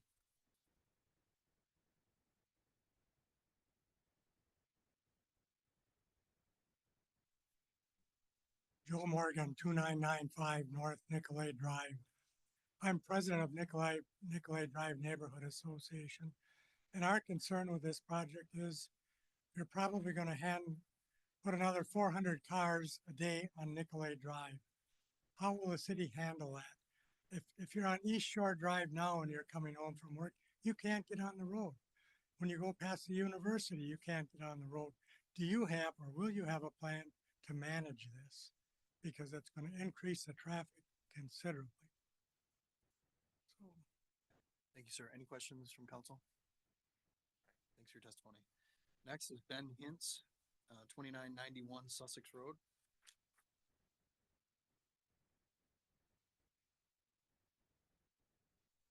Hello, my name is, as the mayor said, is Ben Hintz, 2991 Sussex Road.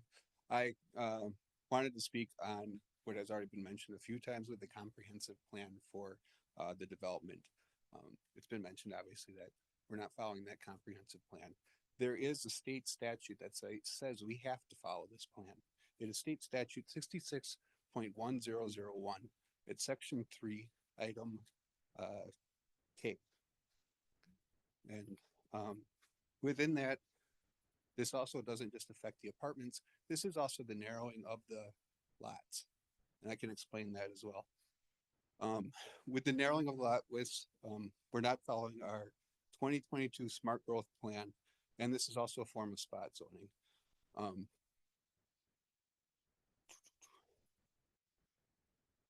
The area is currently all zoned as R1. We've discussed this.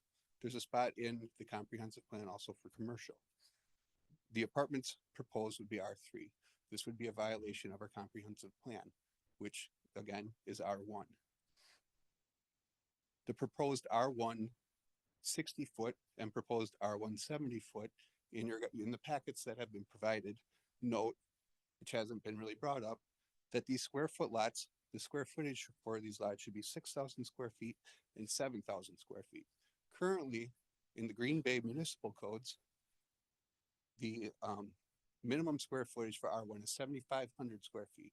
So they're asking to knock off 1,500 and 1,000 square feet from these requirements for R1 zoning.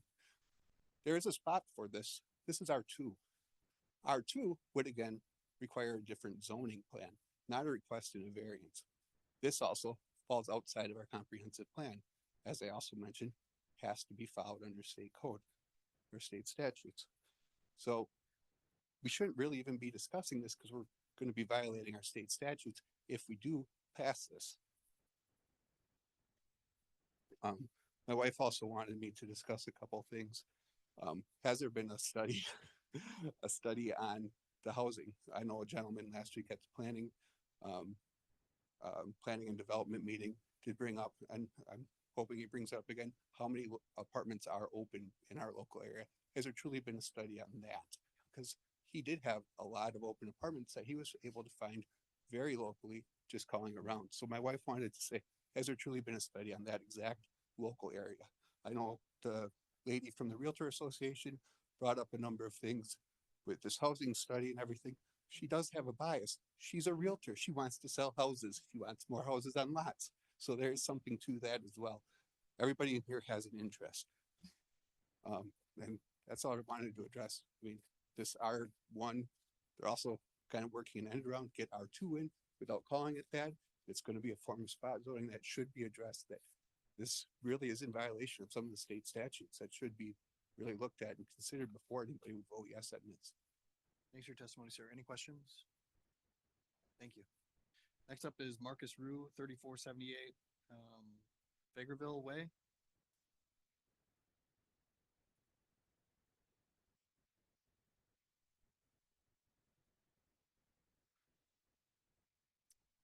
First off, I just wanted to say thanks for the ability to speak on this. Um, so my wife and I have lived in the neighborhood for 6 years now. We love this neighborhood. We started a family here. Roughly 8 years ago, my wife and I started looking for homes. We were living in various apartments, both in Green Bay and outside of Green Bay for 3 or 4 years before that. And we wanted to find a place we could start a family. So we searched kind of all around the surrounding area, Howard Swamico, Ledgeview, Green Bay, looking for just a very specific neighborhood that we wanted to live in. So quiet, community driven, residential, not really near downtown, not near commercial developments or apartment buildings. You know, we had been in that phase of life. We were looking to move out of that. And we wanted to find one with future zoning plans that aligned with those characteristics. So we found that in Red Smith. Fast forward 6 years now, and we were surrounded by many neighbors who moved before us or after us for those same exact reasons. So I think of like our immediate 3 neighbors.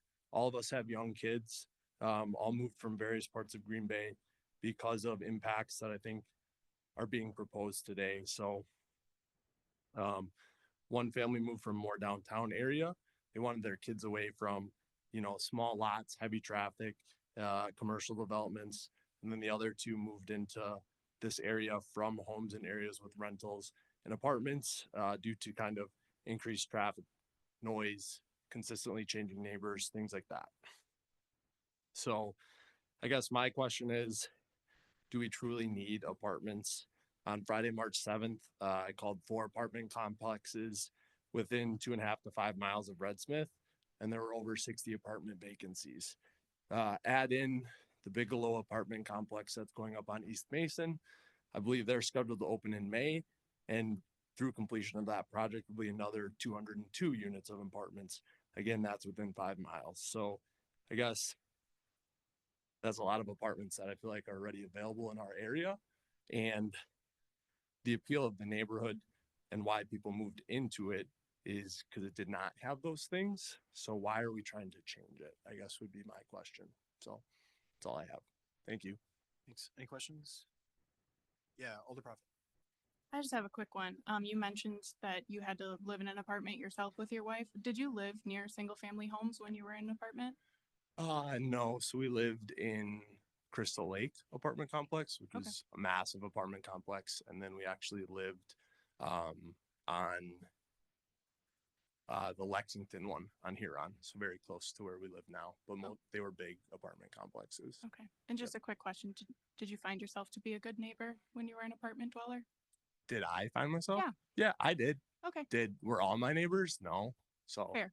Just out of curiosity, since you Yeah. had that experience as an apartment dweller. yeah, Thank you. exactly. So we knew we didn't want to raise kids there or be around that. So that's why we chose to move out here, because it was zoned for R1, so we wouldn't have that. So Point taken. Thank you. thanks.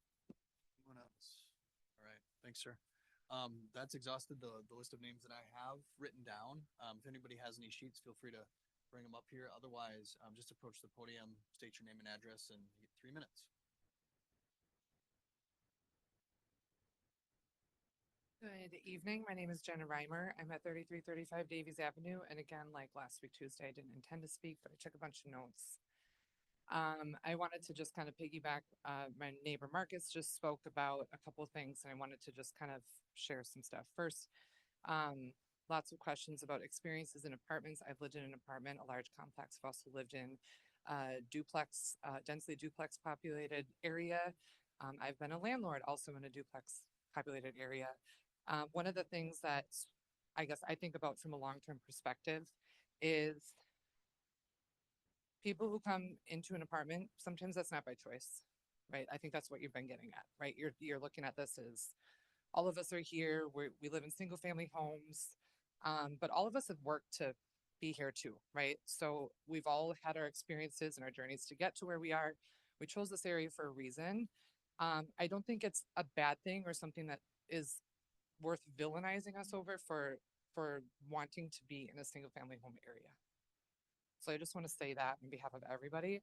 We are really good people. We love our neighborhood, the area that we have, the people that are around us. None of us are opposed to more single family homes.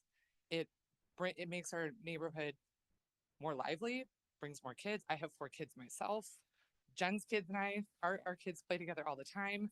I feel like that's not the issue. It's when we moved here, we thought we were moving into an environment that was going to continue to grow based on what it already was. Another point that was made last time by Mr. Reimer was that the Cost family owns and manages these properties. I have a grandparent that developed a lot of properties in the area. None of the family is involved in any of that today. Only 40% of family businesses in general make it to the 2nd generation. 12% make it to the 3rd.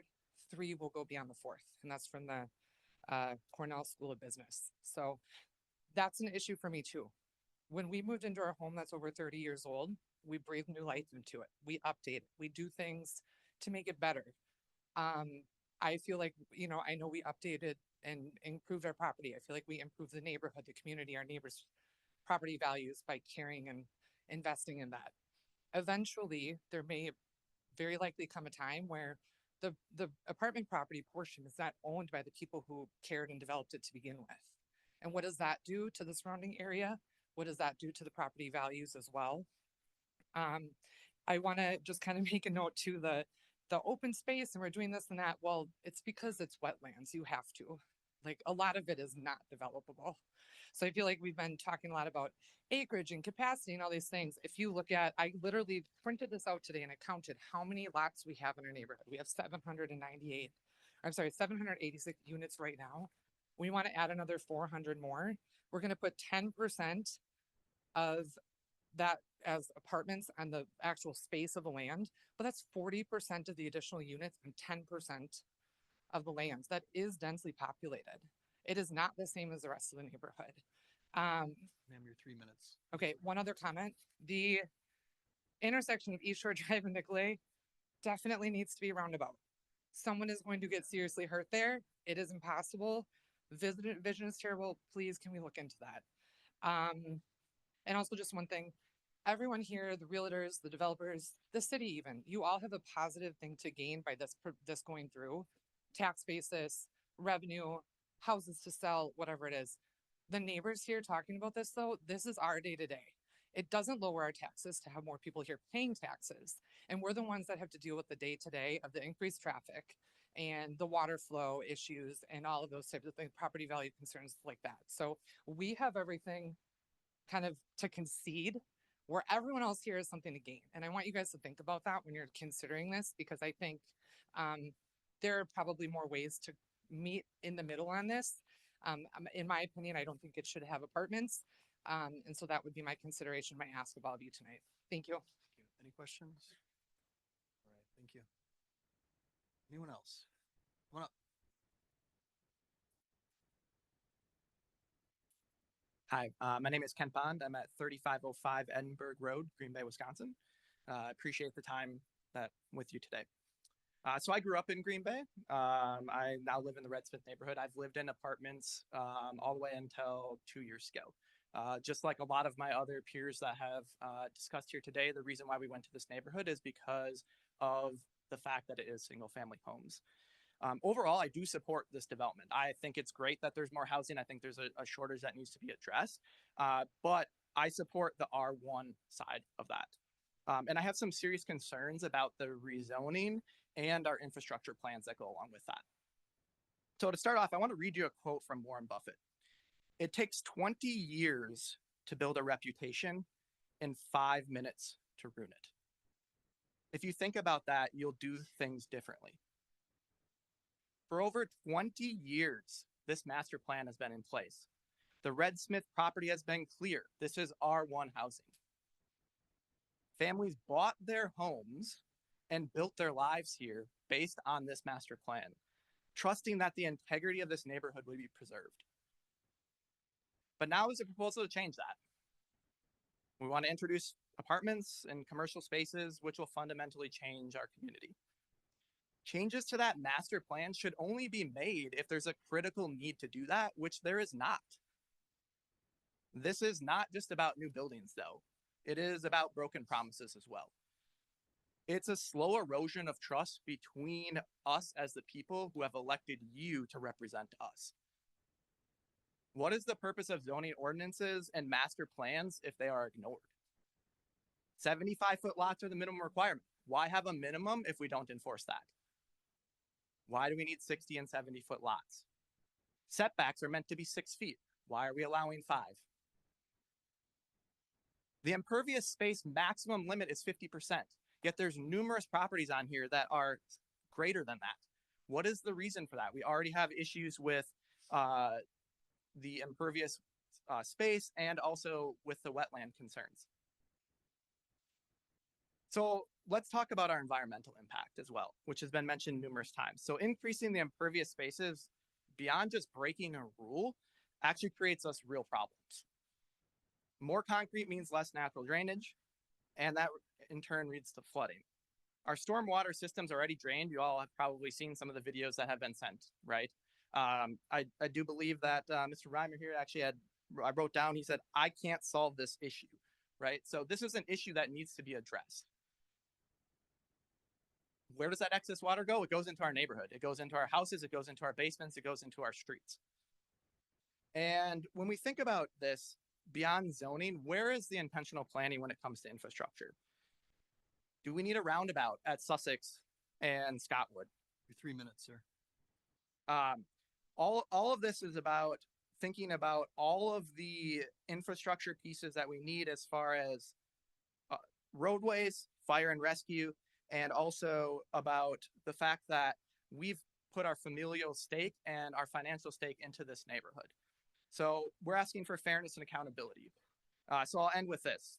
Winston Churchill once said, we shape our buildings and therefore afterwards, they shape us. So I ask you, please do not allow this commercial development and the high density apartments to reshape our beautiful neighborhood into something it was never meant to be. Any questions? All right, thanks, sir.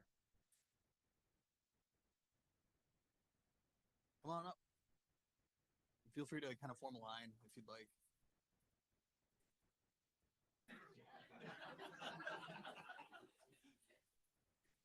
Somebody online. Okay. How you doing? My name is Douglas Knight. I'm at 3247 Peterson Road. Y'all have heard the concerns and displeasures of this issue. I also share all their concerns. In the event of building a project, my only issue is the apartment complexes. I get it. You get more money per square acre when you stack people. Maybe that's a selling point for the whole project, or they bail. I have been halfway around the world twice. I learned culture is a massive thing. We all share a culture here. We strive to our culture. We strive to keep our culture. In my travels, I visited ports. My other shipmates found local watering holes. I explored. Singapore, they have their strict rules. Hong Kong, they have a large 20-story buildings, living spaces. Even in Honolulu, their lives are so different from ours. We can't compare. The Middle East and Australia have their own as well. Yes, apartments can be nice, but the fact remains people rent, care less about where they stay over homeowners. When you combine multiple families in one environment, the environment decreases. Nobody wants that, which is part of the comprehensive plan according to 1979. Numbers that remain in effect, I'm seeing on page 4-5. In the land in use and growth management PDF form on your site. On page 4-2, talks about the plan being good until year 2000. And for the population of 115,000 is a set forecast. Population of 2023 shows it's just 106,000. We haven't met outside those parameters, and it's 25 years later. Last meeting was mentioned our school population is trending downward also today. And I can make that same point about not needing any apartments. Our neighborhood resembles something more people from elsewhere aspire to live in, to create families. It's a goal for whoever wants it. My petition shows a lot of people beside us and our ideas. My Facebook comments are proof that some people are not happy with their own situations. It has hateful comments because we wish to keep what we have. In those comments, I'm sure others have signed this petition in recognition that what we're asking for is not over the line. Single-family home communities thrive.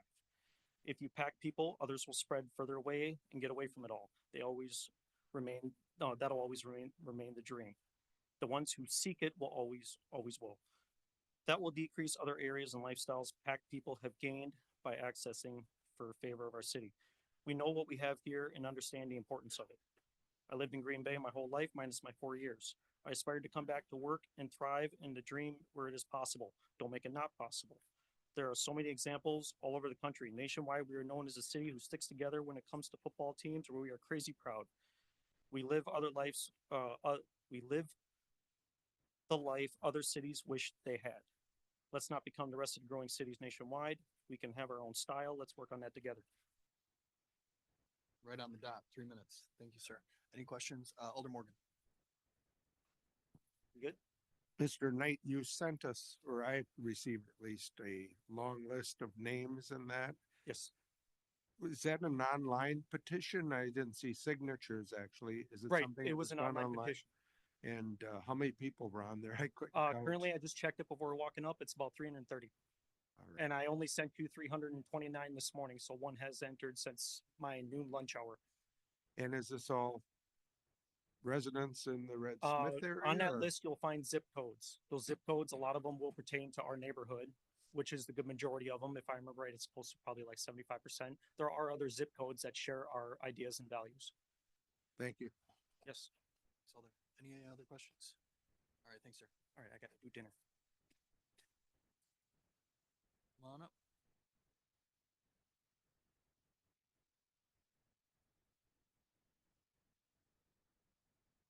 My name's Joe Bernardi. I live at 2625 Shore Ridge Court. And I'm against the apartments. Not in general, but in that area. If there's such a demand or a need for apartments, as there are, I lived in apartments all the way through after college for years. And it's a point in life that you do till you get money to be able to afford a house. And a comment was made to me by one of the developers that the difference between rental costs and a mortgage dollar amount has narrowed significantly.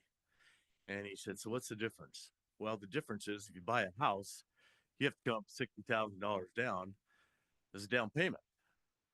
With an apartment, maybe four. First, last month's rent and security deposit. After that, do they really care about the apartment? Some do.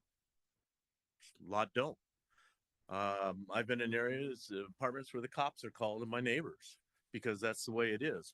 Apartment complexes engender transients that come and go. It's typically a short-term deal. I don't know anybody that goes in at age 22 out of college and say, I'm going to be here for 50 years until I retire. There may be some. I've never heard of anybody doing that. They typically want to move into a house. I had a list of things here, piece by piece, and so much has been talked about different things. But getting back to an apartment and the way they live, you folks have all rented a car at some point, I assume, in your life. Do you really care about that car? If you go into a parking lot and you park next to somebody and somebody dings your door, do you care that that rental car has a ding in it? No. If it was your personal car that you spend $40,000 on, would you have a concern? I think so. It happened to me with a brand new van I had, and I parked at the end of the parking lot, and a guy pulled next to me way out for who knows what reason, and I came out and there's a frickin' ding in a brand new van.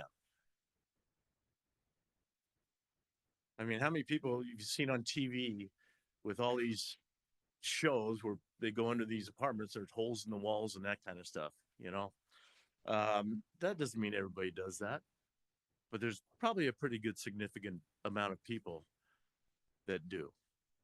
When you guys were looking for a house, your first house, second house, third house, how many of you went looking first for a big apartment complex and said, hey, honey, let's buy our house right next to that? All right, sir, your 3 minutes has expired. I don't think anybody's done that.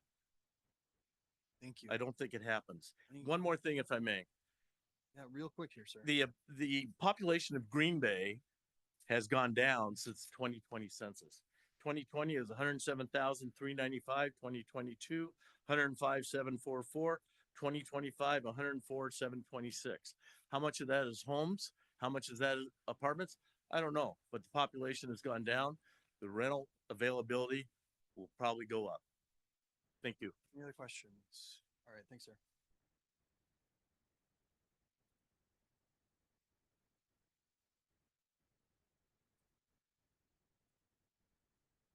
My name is Marissa Taylor. I live at 3491 Scottwood Drive. I'm speaking on behalf of my husband Kyle, my in-laws who live across the street on Sussex, and my entire neighborhood. We are here today to express our deep concerns with the proposed development of the multifamily homes and the commercial buildings in our area. Our home is located in the corner of Scottwood and Sussex, and we lived here for 6 years. We bought this house. We imagined raising a family here and making it our forever home. Now we are rethinking our dream to this drastic change that this development will bring. One of the biggest concern is my safety of my family. The traffic in this area is already overwhelming. Adding more homes and commercial buildings will only worsen the situation. It is even difficult to pull out of my driveway during peak hours. We've been told this project could take 8 to 10 years to complete. That's a decade of increased traffic and disruption to our neighborhood. I also worry about the impact of this development of our flooding. Our neighborhood has already experienced flooding in the past. We have a ditch and my basement floods. And like I said, I'm on the corner. So looking out of my house bedroom, I thought this would be our dream home, right? Looking out, I have beagles that are outside and we wanted this to be our forever home, right? So now we have traffic for 8 to 10 years here. You know, really, like, that's a really big concern of my future family, our neighbors and our community. Having all this construction for 8 to 10 years, that's a lot. Like I said, I can't even back out of my own driveway. My husband grew up in the neighborhood. One of the reasons we chose to buy our house here, right?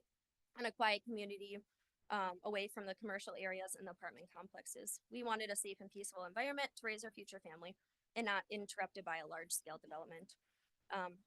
I asked you to consider this by our entire neighborhood.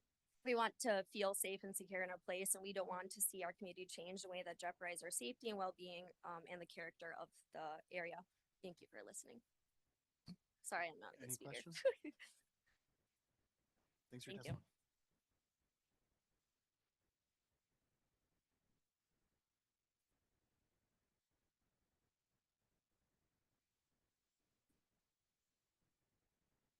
Again, I'm Joe Morgan. I came here to talk about the traffic, but listening to these people, they have a, Mr. Morgan, you know, you already spoke once. We've got a lot of people here. So if you have okay, a I'll point, be just brief. make it brief. These people are concerned about single-family homes in a neighborhood.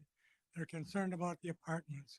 Would the developer do the development without the apartments? Is that a necessary part of it?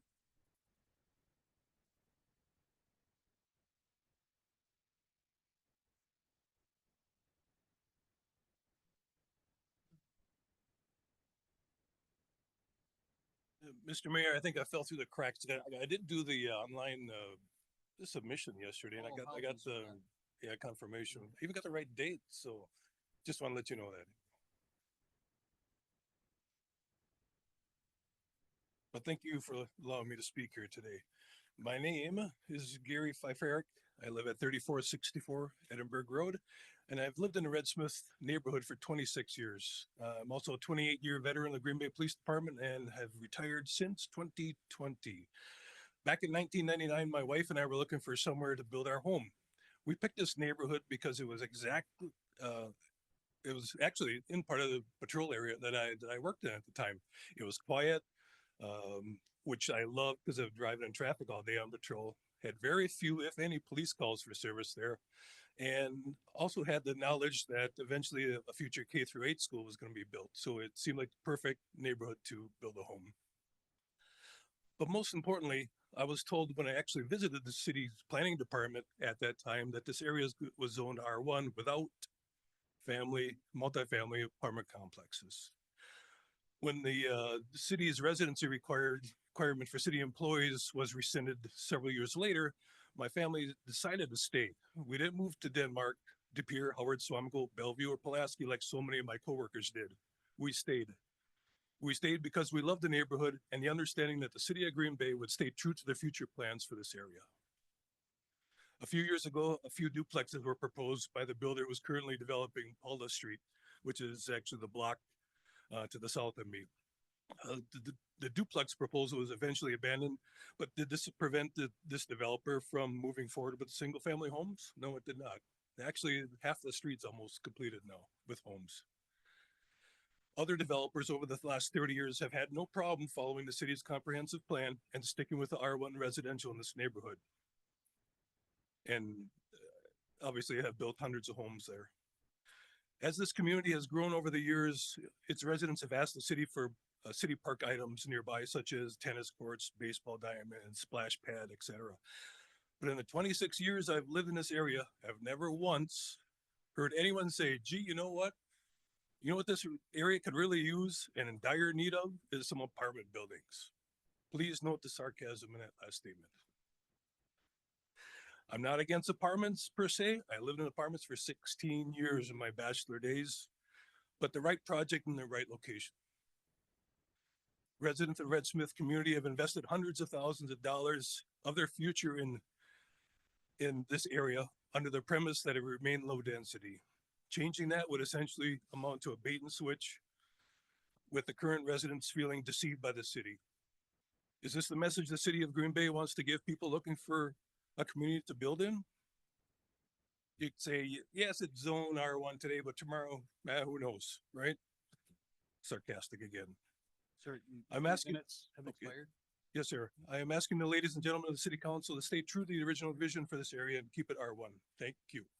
Thanks for your testimony. Thanks for your service to the city. Questions? All right, thanks a lot. I am a good apartment person.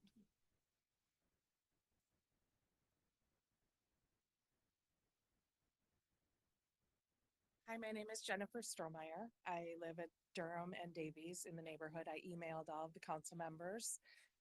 My biggest concern with it was the traffic on Sussex. I've lived in the neighborhood 22 years. So when I used to look out my front corner and across that park, there were no homes on Baywatch. There were 3 homes on our stretch from Durham to Carrera on Davies. I've watched the neighborhood grow and I'm fine with the neighborhood growth. My biggest concern in the email was the traffic. And I also just feel that it needs to be mentioned about the school. He brought forward that he had had an email from, I believe is the interim superintendent. I'm not sure if she is voted in, but She's permanent. that they weren't concerned about Red Smith. Okay. No one's mentioned Preble High School in this whole thing. All these apartments that have gone up on University Avenue that aren't in Red Smith that everybody's talking about are in the Preble district. I believe all the apartment buildings, even on Huron Road up by the Y, I think that's Preble School District. Let's talk about Preble because I've had kids that are now in their 20s that have gone to Preble. It was overcrowded years ago, and this is only going to flood it more. So you can sugarcoat the Red Smith with the developer mentioning there's room. Okay, there's not room at Preble. I just feel it needed to be mentioned because nobody's mentioned the high school. Thanks. Any questions? Thank you.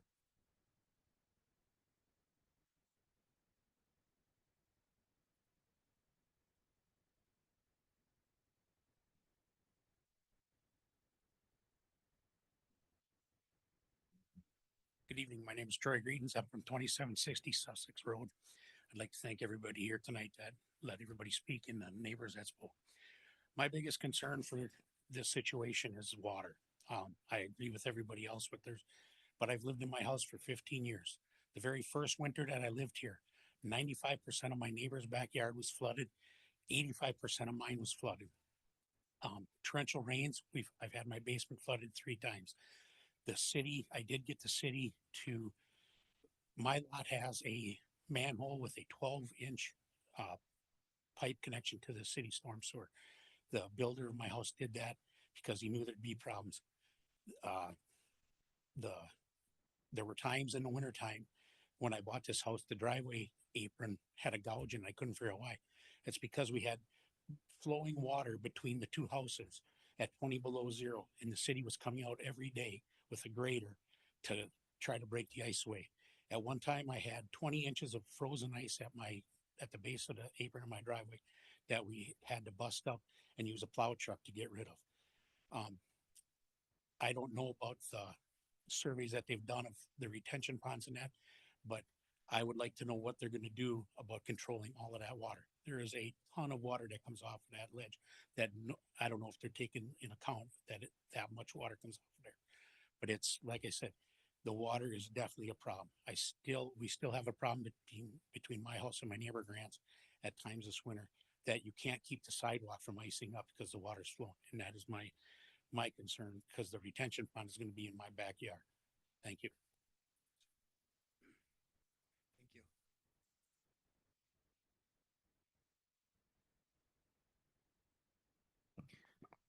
Good evening, Mr. Mayor, council members. My name is Tim Wentworth. I live at 3494 Edinburgh Road in Green Bay, very close to the intersection of Sussex. I again am speaking on behalf of hundreds of people, whether they're here tonight, whether they're online, whether they signed that petition. It's was mentioned in the media last week that less than 20 people spoke at the Plan Commission meeting. Well, those less than 20 people are speaking on behalf of hundreds. Okay, I want to make that clear. I also want to make it clear that I believe that city government and county government need to work together to make things effective. Agree? Mayor Genrick, I'm sure you've worked with Executive Streckenbach and many things. So last Wednesday evening, I was on the phone for a good 45 minutes with Brown County Supervisor Ron Anzano. Ron doesn't have a vote in this, but he's very concerned for a couple of reasons. One of them is the issue with traffic, Scottwood Street, and also the water, because he has been dealing with tremendous water issues down along Nicolay over the course of the years and what has transpired. He got wind of this taking place in this development, and when I talked to him, he was on the phone leaving messages for Executive Streckenbach. He was gonna call the county highway commissioner to possibly have an emergency meeting just in case this goes through. He's got some skin in the game because he lives down at the end of Van Landen, very close. So what has been going on is only going to get worse if something like this goes in because of the water situation that is going on. And so I'm here to speak on behalf of coming to a compromise. I'm against multifamily, but can we come up with a compromise? Can we do something different? Is there anything that we can put out there from a TIF perspective? I don't know what it is. I'm just looking for some sort of a compromise that we do not have multifamily. Last other 2 quick points. You know, it was mentioned last at the Plan Commission meeting, not referred to as Scottwood, referred to as County I. Okay. County and city will need to work together on this. And I'm already hearing from one supervisor that is very concerned, very concerned. The second part of it involves the school. If this project is said is going to take 8 to 10 years, then why do we say at the Plan Commission, it's going to take 8 to 10 years? Well, by that time, all the kids will be out of there. I did not know that Red Smith was closing in 2033. And I did not know that there's going to be a moratorium on families having any more kids. So your 3 minutes has expired. Mayor Genrick, thank you for the time. I also want to thank President Johnson for taking the time to speak with me today. Greatly appreciate it. Thank you, sir. Questions? All right, thank you. Anyone else?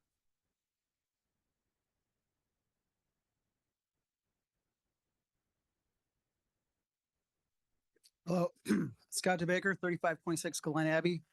I obviously share a lot of these same things. I favored the neighborhood staying R1 residential. I have some skepticism with the land above. If you hike the UWGB Arboretum, you go down the trail by BP, it's a very similar landform. It's wet all the time. I think I actually might have surveyed, I'm a land surveyor, so I think I actually might have surveyed that land for Tom Yuza back in 99. There are springs that run out of it comes right out of the water. There's currently water flowing, like he mentioned, all winter. We nicknamed the geyser or the glacier, the Sussex Glacier, because the water flows over the road. Like there is constantly water coming off of that hill. And I mean, we do have flooding issues and it affects a lot of people. Browns are not here. There's a lot of people. We have a really tight knit Facebook group. We put a request out. We got some videos, footage, we get a half-inch of rain and everything floods, the roads, people's basements. I don't know if the soil or what exactly it is, but we need to do something. Like if any development, and I'm glad that you guys are actually working and talking about upsizing the ponds, because there was 3 events last year down at the our stormwater pond down there by Church Road where it overflows. And it's an insane amount of water that comes over that. And like that's 3 times last summer with pretty minimal rain events. So I don't know. I don't know what to do. Like we have traffic issues in the morning. So Weequahic School closed last year. I believe someone said it added 100 additional students. The drop-off line, my kids have been going to that school since 2013. The drop-off line this year is 30 times worse than it's ever been since I moved there in 2013. So if that only added 100 more students, I don't know what adding another 400 or whatever. And I question the capacity of the school because right now my Owen's in 3rd grade. His class has got 23 kids. So I'm not sure how many kids you can go in a class, but like where the capacity is at, but I don't really believe that there's that much room at that school. It's pretty busy. And it's exaggerated with the integration of Weequahic. So like I said, I really want the land developed, all of it. We got a bunch of vacant land, but I question why it sat as long as it did. And I know that there's wet problems up there. Like I said, if you hike at UWGB, they got an awesome arboretum. It's really wet up there and there's constantly water flowing. In the middle of a drought, there's constantly water flowing. So also, I guess I need to add, I didn't know this when I moved there, but my sump pump runs nonstop all the time, all day long. And I'm not up at the top, I'm on the bottom, right in the middle. So I don't know, that's just one more thing. And that's all I got. Any questions? Thanks, sir. Anyone else? Not seeing anyone online?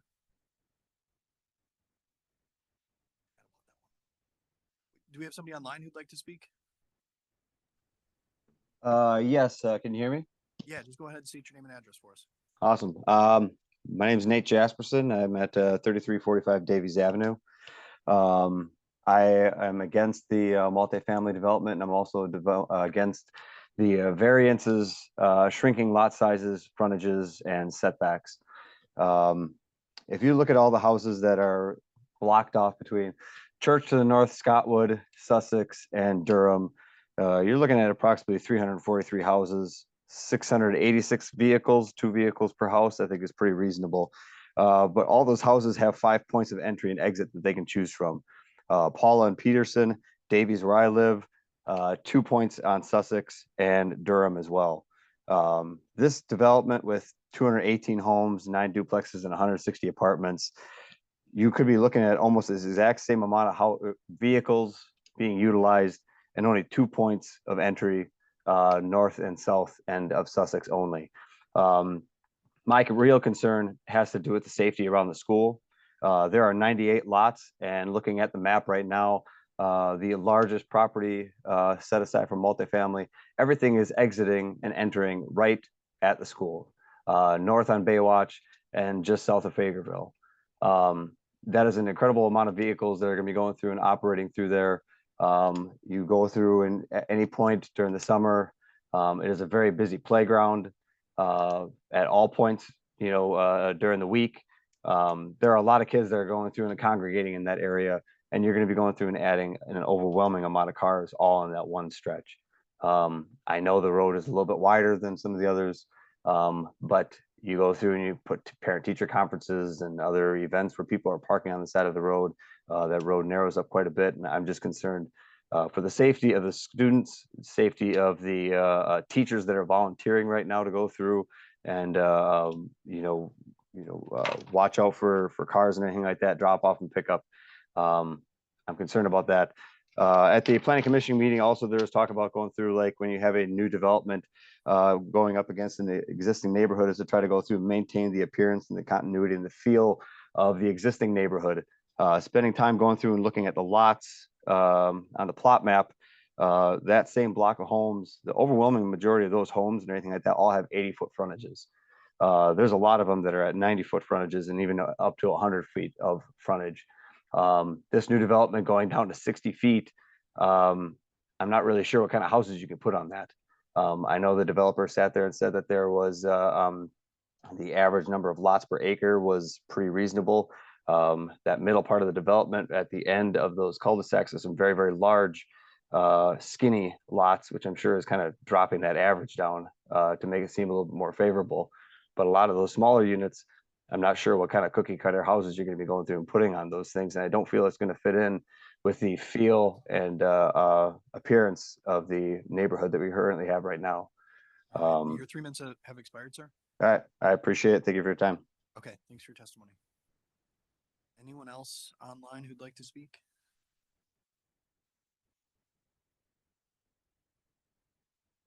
All right, anyone else in the room?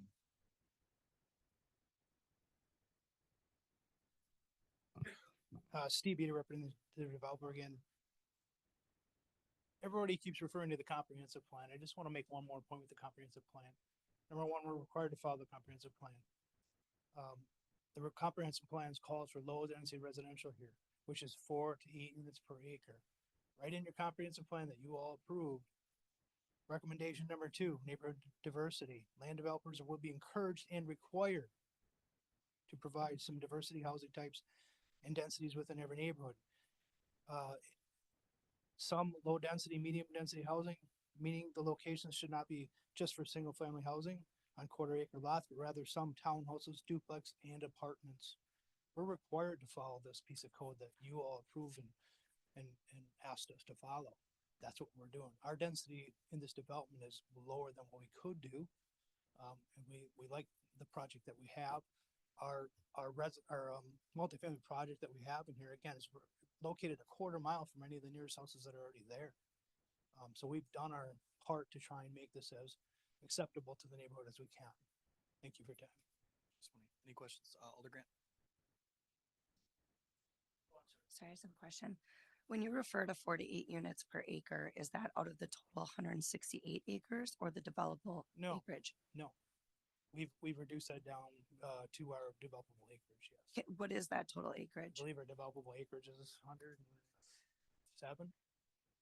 Okay, thank you. So that's 400 to 800 possible units. Okay.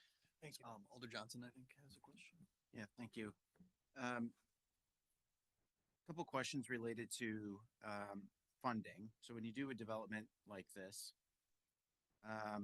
what types of expenses are you incurring as a developer? Right, I made a list. You're paying for the roads and the infrastructure. Roads, is that correct? surveying, engineering, curb, gutter, sewer, water, everything. There are no funds supplied by the city for private developments. Correct. So obviously the preparation of the lot and the surveying, you mentioned the engineering that has gone into this. You have to pay for, I assume, a commission on the sale of the lots, most likely. Yeah, there'd be probably a commission for the realtor sale, involved in some capacity. Land acquisition, the initial land acquisition. These developers have owned this land since 2001 or 2. So they've owned it for over 20 years. When they originally purchased this, they also purchased this 167, but they also purchased an additional roughly 150 developed lots. And they have been part of building those houses. And now we're to the point where they built out all those lots finally. And we're to the point where we need to create some more parcels. And when you build these streets that are in here, I presume once that's done, it meets the city's engineering specifications and Yep, that gets absolutely. dedicated back to Yep. the city, right? Yes. And then you're putting in all the utilities as well? Yep.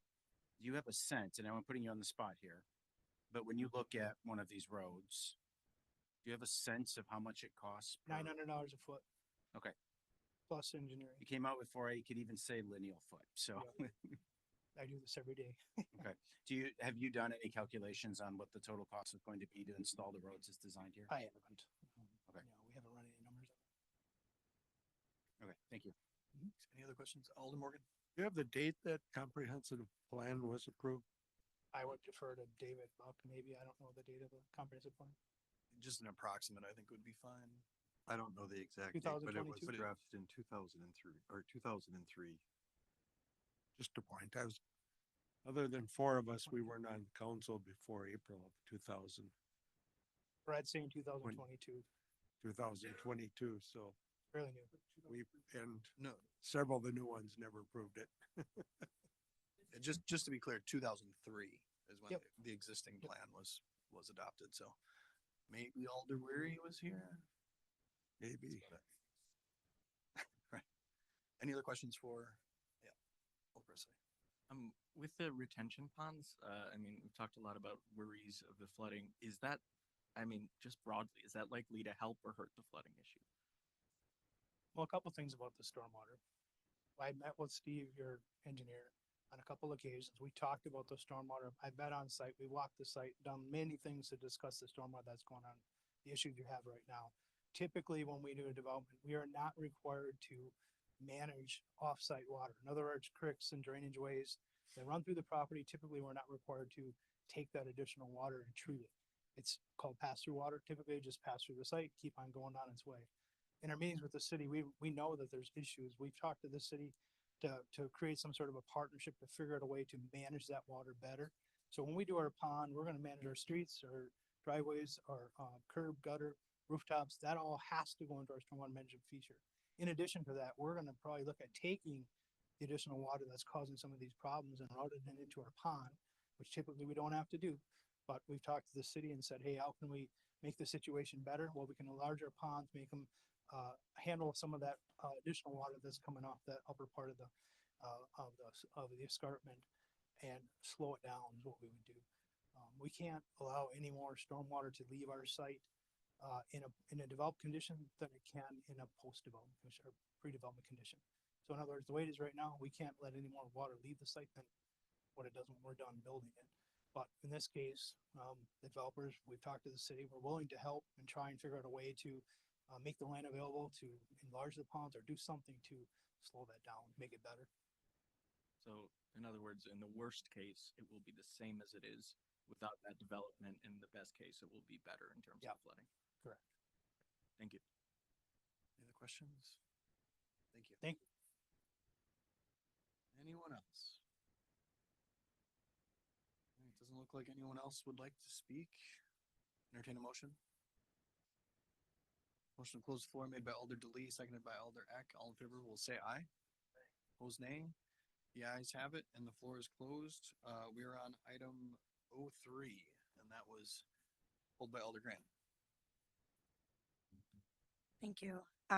One moment, I just have some questions for staff. I'm gonna kind of circle around to start with the planning. I'm really sorry with my voice, planning and economic development. Again, when we talked about the housing study, we talked about projected growth. Can you kind of talk about what the projected growth for 2030, 2040, where we're on track? Because it's my understanding that we are under what projected growth actually was, and has population actually dropped over the years or increased? So population for Green Bay has gone up slightly, more so in Brown County, the population has increased.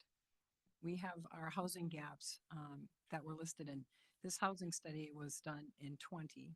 We are going to update it because I think it's important we see what's been done in the past 5 years, but it did make the projections out to 2040. So the projections for the study for 2040 was that we were going to need another 3,300 to 7,400 rental units, varying in affordability, with the most need being at the lower end and the higher end for apartments. And then we also need more owner occupied units as well. So those were both projected to be needs going forward into 2040.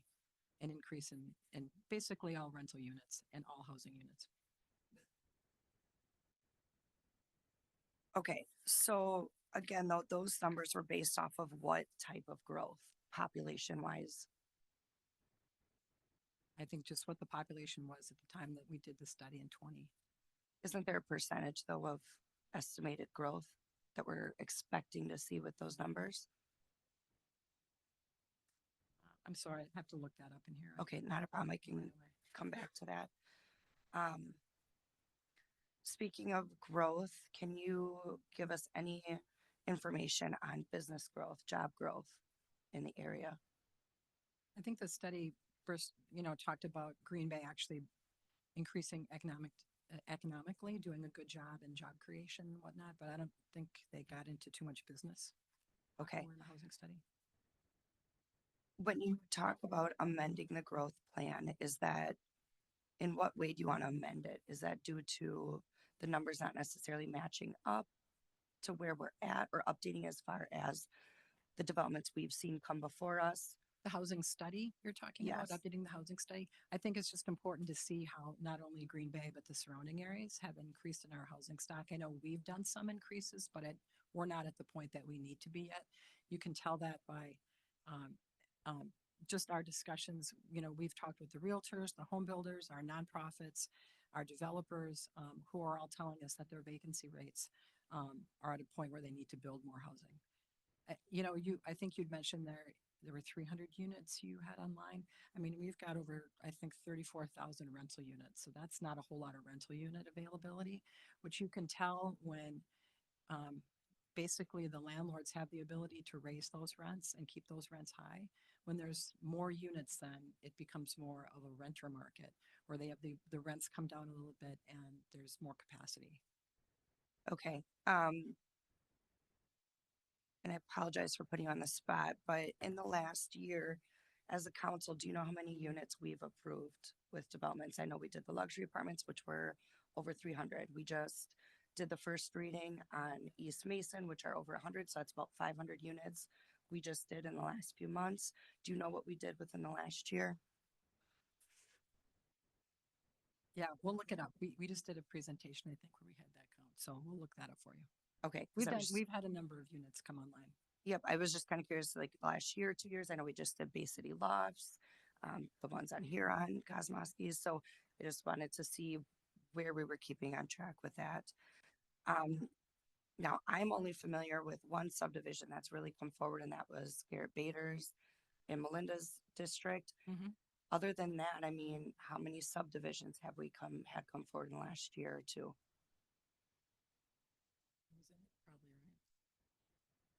Yeah, very few subdivisions, but we've had a lot of Or certified. single-family homes, Right, a lot of apologize. certified survey maps that have broken off lots.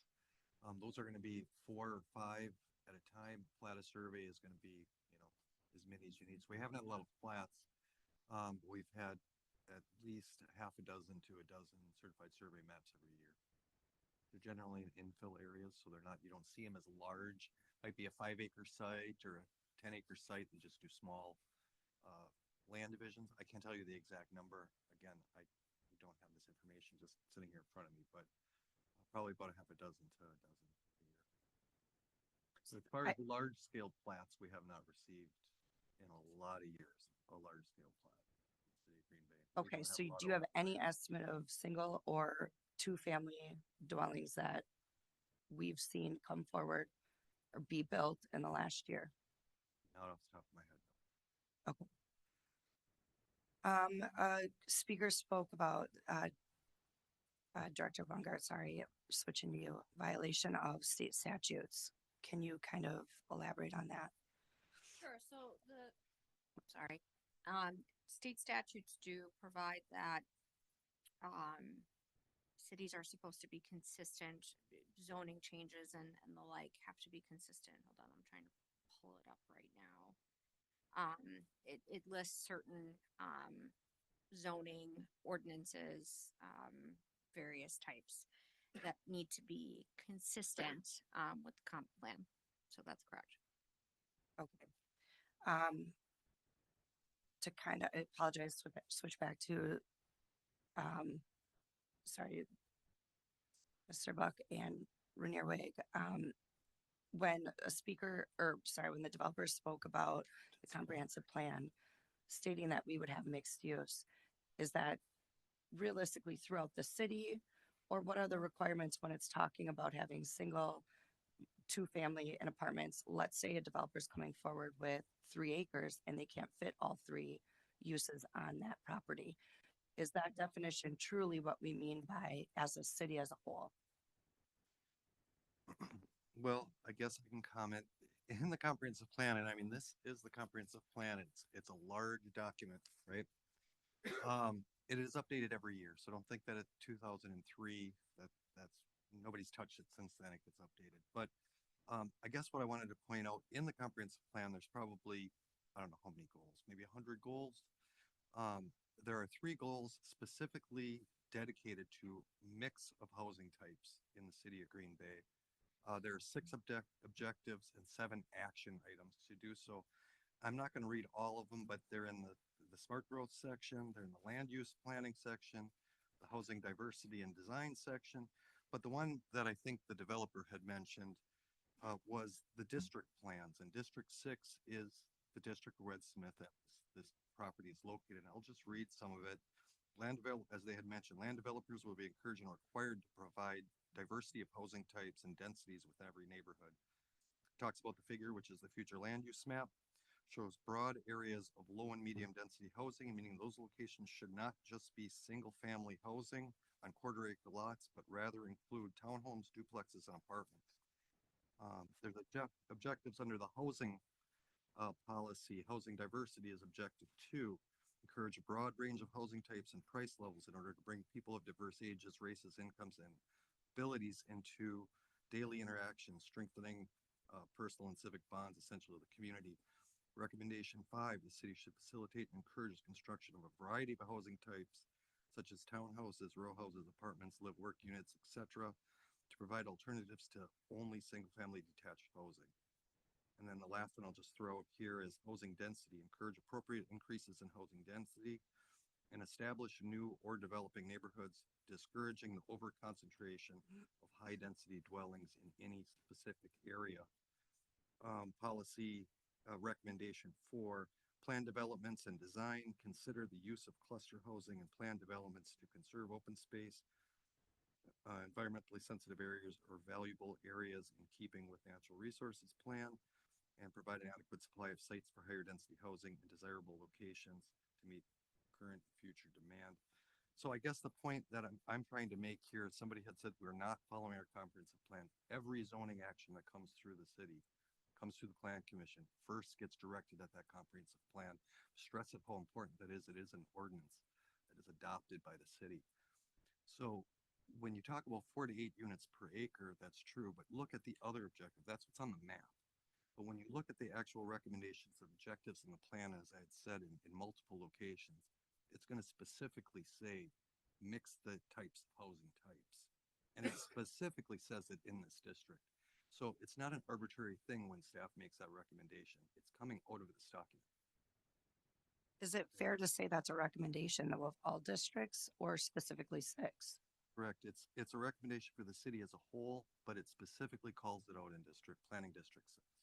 So when it states that, but has an acreage noted as R1, is that suggesting a mix throughout the district, not specific to this development or this plot of land? Sure. Well, zoning and land use are different things. So land use is sort of think of it as the vision and the goal. I want to buy a house, right? Zoning is the action and how you get to that house. Got to get a job, got to start saving 10%. So the planning and the comprehensive plan says this is what we want to see. This is our objective, this is our goal. And you use the zoning as one tool to reach that goal. Capital improvement program, where you budget your money, where you're going to put in roads also can go to that goal. Anything, the regular city budget, that is designed to go to meet those goals and objectives. So it is an overall city objective. However, it is specifically called out in District 6 because of the lack of diversity of housing types. Okay, thank you. Can I, if I wanted to, we found out the answer. So we've worked on about 350 units through development agreements that came online, occupied, but we've probably done about 600 units through development agreements. Some are under construction now, so we've had a number of units that we've been working with. And the other thing I wanted to add was, you know, when you look at the city as a whole, right? We have some areas where at one point it was thought that all the multifamily should go into one area. And when you think about that, and I think about neighborhoods like Imperial Lane or the Western neighborhood that have some challenges with the number of rental units they have all in one spot.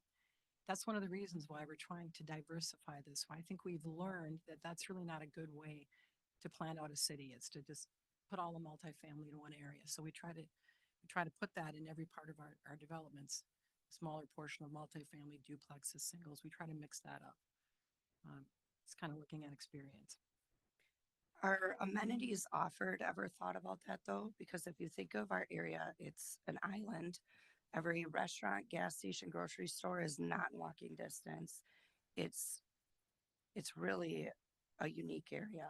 So when you talk about that, should amenities and, you know, someone talked about commuting time, businesses, jobs, there's really not much out there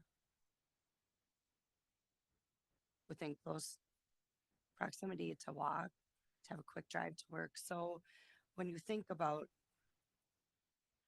making a high density area, do those things play into placement? Well, I mean, if you're going to rent or you're going to own, you're going to drive to wherever you're going to drive. If you don't like to walk to places, you're going to rent in an area that's like in the neighborhood you live in, or are you going to rent someplace downtown? I'm confused by the question, I guess. I mean, Okay. Renters and owners decide where they want to live based on the amenities they're looking for. Okay. Next question for Chief Knott. With the private driveway being 24 feet, do you have any issues with emergency services getting to those units? As everything comes together, we'll review it as we go and as the development's been, but 24 feet is within our scope. Get a little closer to the mic, Chief. Sorry. Yeah, we don't really see any issues with this as the plans are developed. You know, it meets our fire codes and we'll work with the developers to make sure it follows our codes and all our expectations. Okay, if it were a public road, what would the minimum width be for a emergency vehicle? Is that the private driveway into the? It's projected or it's planned to be private right now, but any public road, like a general public road in a new development, what as a fire chief would you like to see for your emergency vehicles as widths of those roads?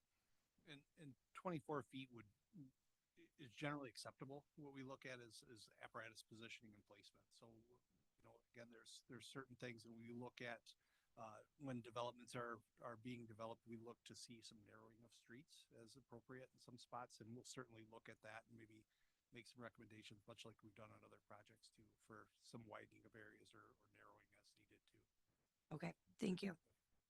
Those are all the questions I have right now. Thanks, Alder. Alder Prophet. And we're still looking for a motion here. Okay, I have a long list. I'll try and limit my comments to 3 minutes as well, but there was lots of discussion around safety and traffic. So my first questions are to Director Grenier. I have a list for you actually. So the first one, opening up Durham Road. Is that something the city has ever considered or would potentially consider given the influx of development being proposed in front of us right now? Nothing that's been requested yet. Okay. Is that something you would consider if it?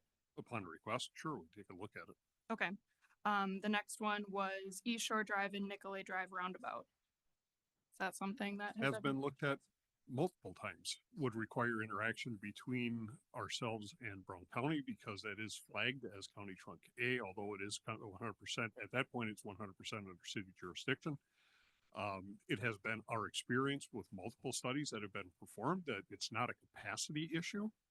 The safety issue is caused by excessive speed of motorists on Nicolay Drive. Okay. So I think my last one for you, the safe walk, bike, ped plan with the RRFBs that are going out right now currently don't have any designated for the crossings at either Baywatch or Fagerville, which is where I believe an influx of students walking may occur given this development. Are there any perhaps laying around that we could potentially add for a safety element to this project? Well, they're not recommended the safe walk and bike plan because the development on that side of Sussex Road doesn't exist. You don't build on supposition. You build based on data that demonstrates. So in the future, if data demonstrated the need for something there, then absolutely that could be considered. Perfect. Thank you. I think that wraps up that portion for me. So with the mayor's comments that we don't have a motion in front of us, I have lots of feelings. I hope every single alder on this body took lots of time to think about what's in front of us right now.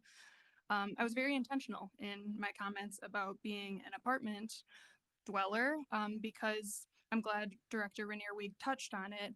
I look at where our current apartment stock is within the city. And if we want to talk about the safety element, we have to acknowledge the fact that we didn't diversify historically. There are areas where we do see increased police presence because there's a significant amount of apartment buildings on top of each other. So what I love about this project is that it's beginning to diversify that. Now, with that in mind, you know, I recently, a block from my house, saw a 3-story unit go up. I'd like to see that personally on these, given that we have 4 to 8 units per acre we could work with, and we're at 2.4 right now. Raise them up. That's how I feel with what's in front of me right now. And I also say that because a speaker mentioned the down payment. I spent my time on Ridgeway Drive. For those who haven't seen Ridgeway Drive in De Pere, there are 3 100 unit-ish 3-story apartment buildings set very similarly to what's proposed in front of us today. There are highly valued single-family homes in De Pere right across the street on these dead-end streets. And I would not have left that had we not been given a $15,000 gift for our down payment from my husband's grandma. I'd still be living in that apartment building. Doesn't mean I care less about my neighbors. In fact, with my time on Green Bay neighborhoods, I've seen an apartment dweller become a president of his neighborhood association, and he served that position well. So the fact that someone said, you know, the difference between apartment dwellers and homeowners right now, $60,000 for a down payment. I have to speak for those in my generation who just don't have a grandma who's going to step in with $15,000 and put that down payment down. There are other types of families in our community that deserve to live in a nice neighborhood too. They maybe don't want to live in apartment upon apartment. They want to be in that rich housing stock, diversified housing stock. So if we could consider, you know, potentially opening up Durham Road, I think that was the developer that mentioned that. RRFBs where there's children crossing, I am concerned about that. I love watching Baird Avenue, where I live, start to become safer for our kids at Washington and East High School because of those RRFBs. It's been delightful to watch.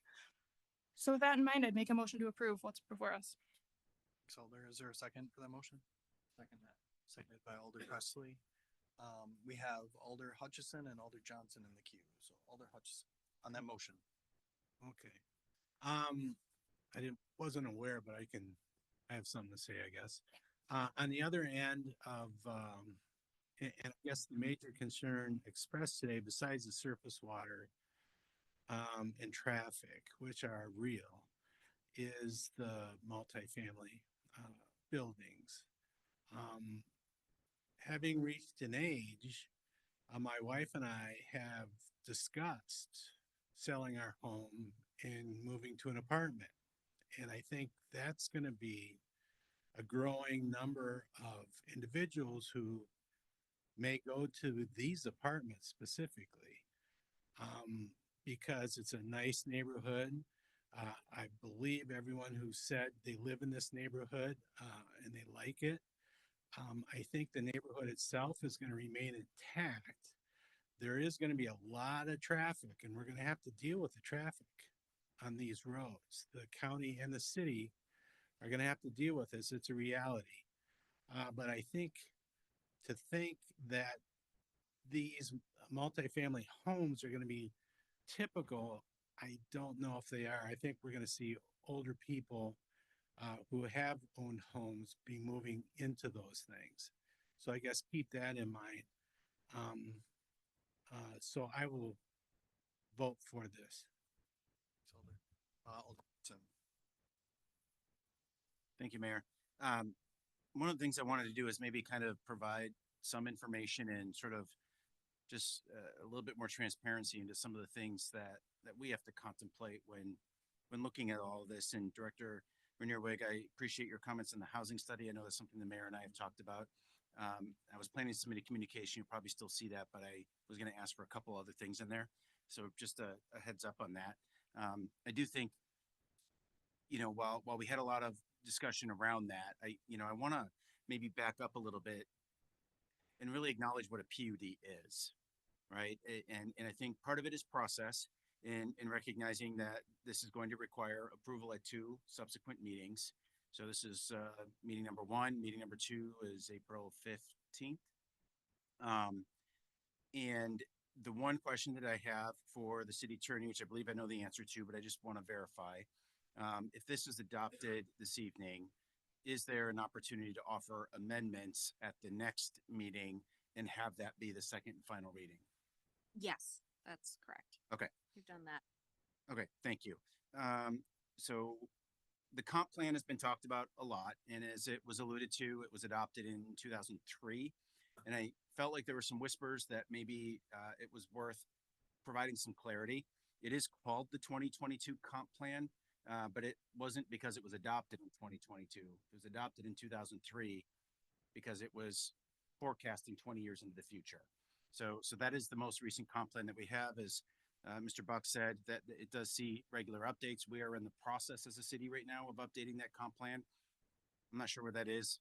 Doesn't really matter, but soon. The R1 that currently exists out there, I think it's important to point out that it is R1, but per city ordinance, R1 permits PUDs. So PUD is essentially a zoning overlay, and it exists because you can't always anticipate every single need as much as you might want to try to. It's not a comp plan change. We're not changing the comp plan. And it's because the ordinance does allow a PUD within this particular zoning code. And so that means we are following the plan, and this would not qualify as a spot zoning definition. I think a lot of the other things that were brought up are definitely very important notes, and we need to observe that and soak that in and understand how we react from here, whether it's the comments about the escarpment and the preservation areas conservancy. Flooding is clearly a big issue out here that we need to proactively work with. The school impact, streets, traffic, but these are not uses. And so when I go back to the PUD, what are we voting on tonight? It's a PUD, and that's the use. When you look at large scale development, particularly a subdivision, which as it was alluded to, doesn't happen every day here in our community, there are a lot of steps that folks need to go through.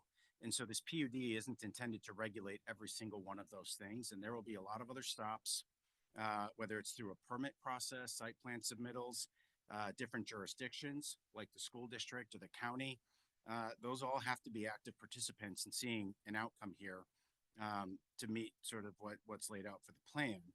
And so I just, again, while these are all very important things for us to talk about, the PUD is not meant to be the silver bullet that creates a deliverable plan that is fully and neatly packaged to create the perfect neighborhood. It's really just about use right now that we're looking at. The area that is slated for the apartments, I do think it's important to acknowledge why apartments have been proposed there, and it's because a regular street can't be designed back into that area. And that didn't really come up today, but Alder Grant and I did take some time to meet with the developer to understand some things with this. And I've spent a lot of time with Alder Grant over the past few days, who I can assure you has been a tireless advocate for everything that you all are expressing. Because a street can't go in there, the private drive is the way that you can make it buildable. if you put in a single family home or a twin dominium or something of that nature, state law is going to require that the developer then has to form an HOA. And whereas in apartments don't have that requirement because they are singularly owned by that developer. And they're not in the HOA business, which is why they don't prefer to go that path. I don't envy having to be presented with that type of decision. I know a lot of folks would not go that path, but I at least wanted to provide some clarity around why this is sort of set up and proposed the way that it is versus the private drive. And then the 7 to 10 year is the development path. That's not a light switch impact, right? This stuff will happen over time. And so I think that before the first, backhoe hits the ground, in theory, there's a lot of time to do a lot of this other planning and then react as things progress. And while there's been a lot of great suggestions, it's important to acknowledge in the state of Wisconsin, property owner rights exist.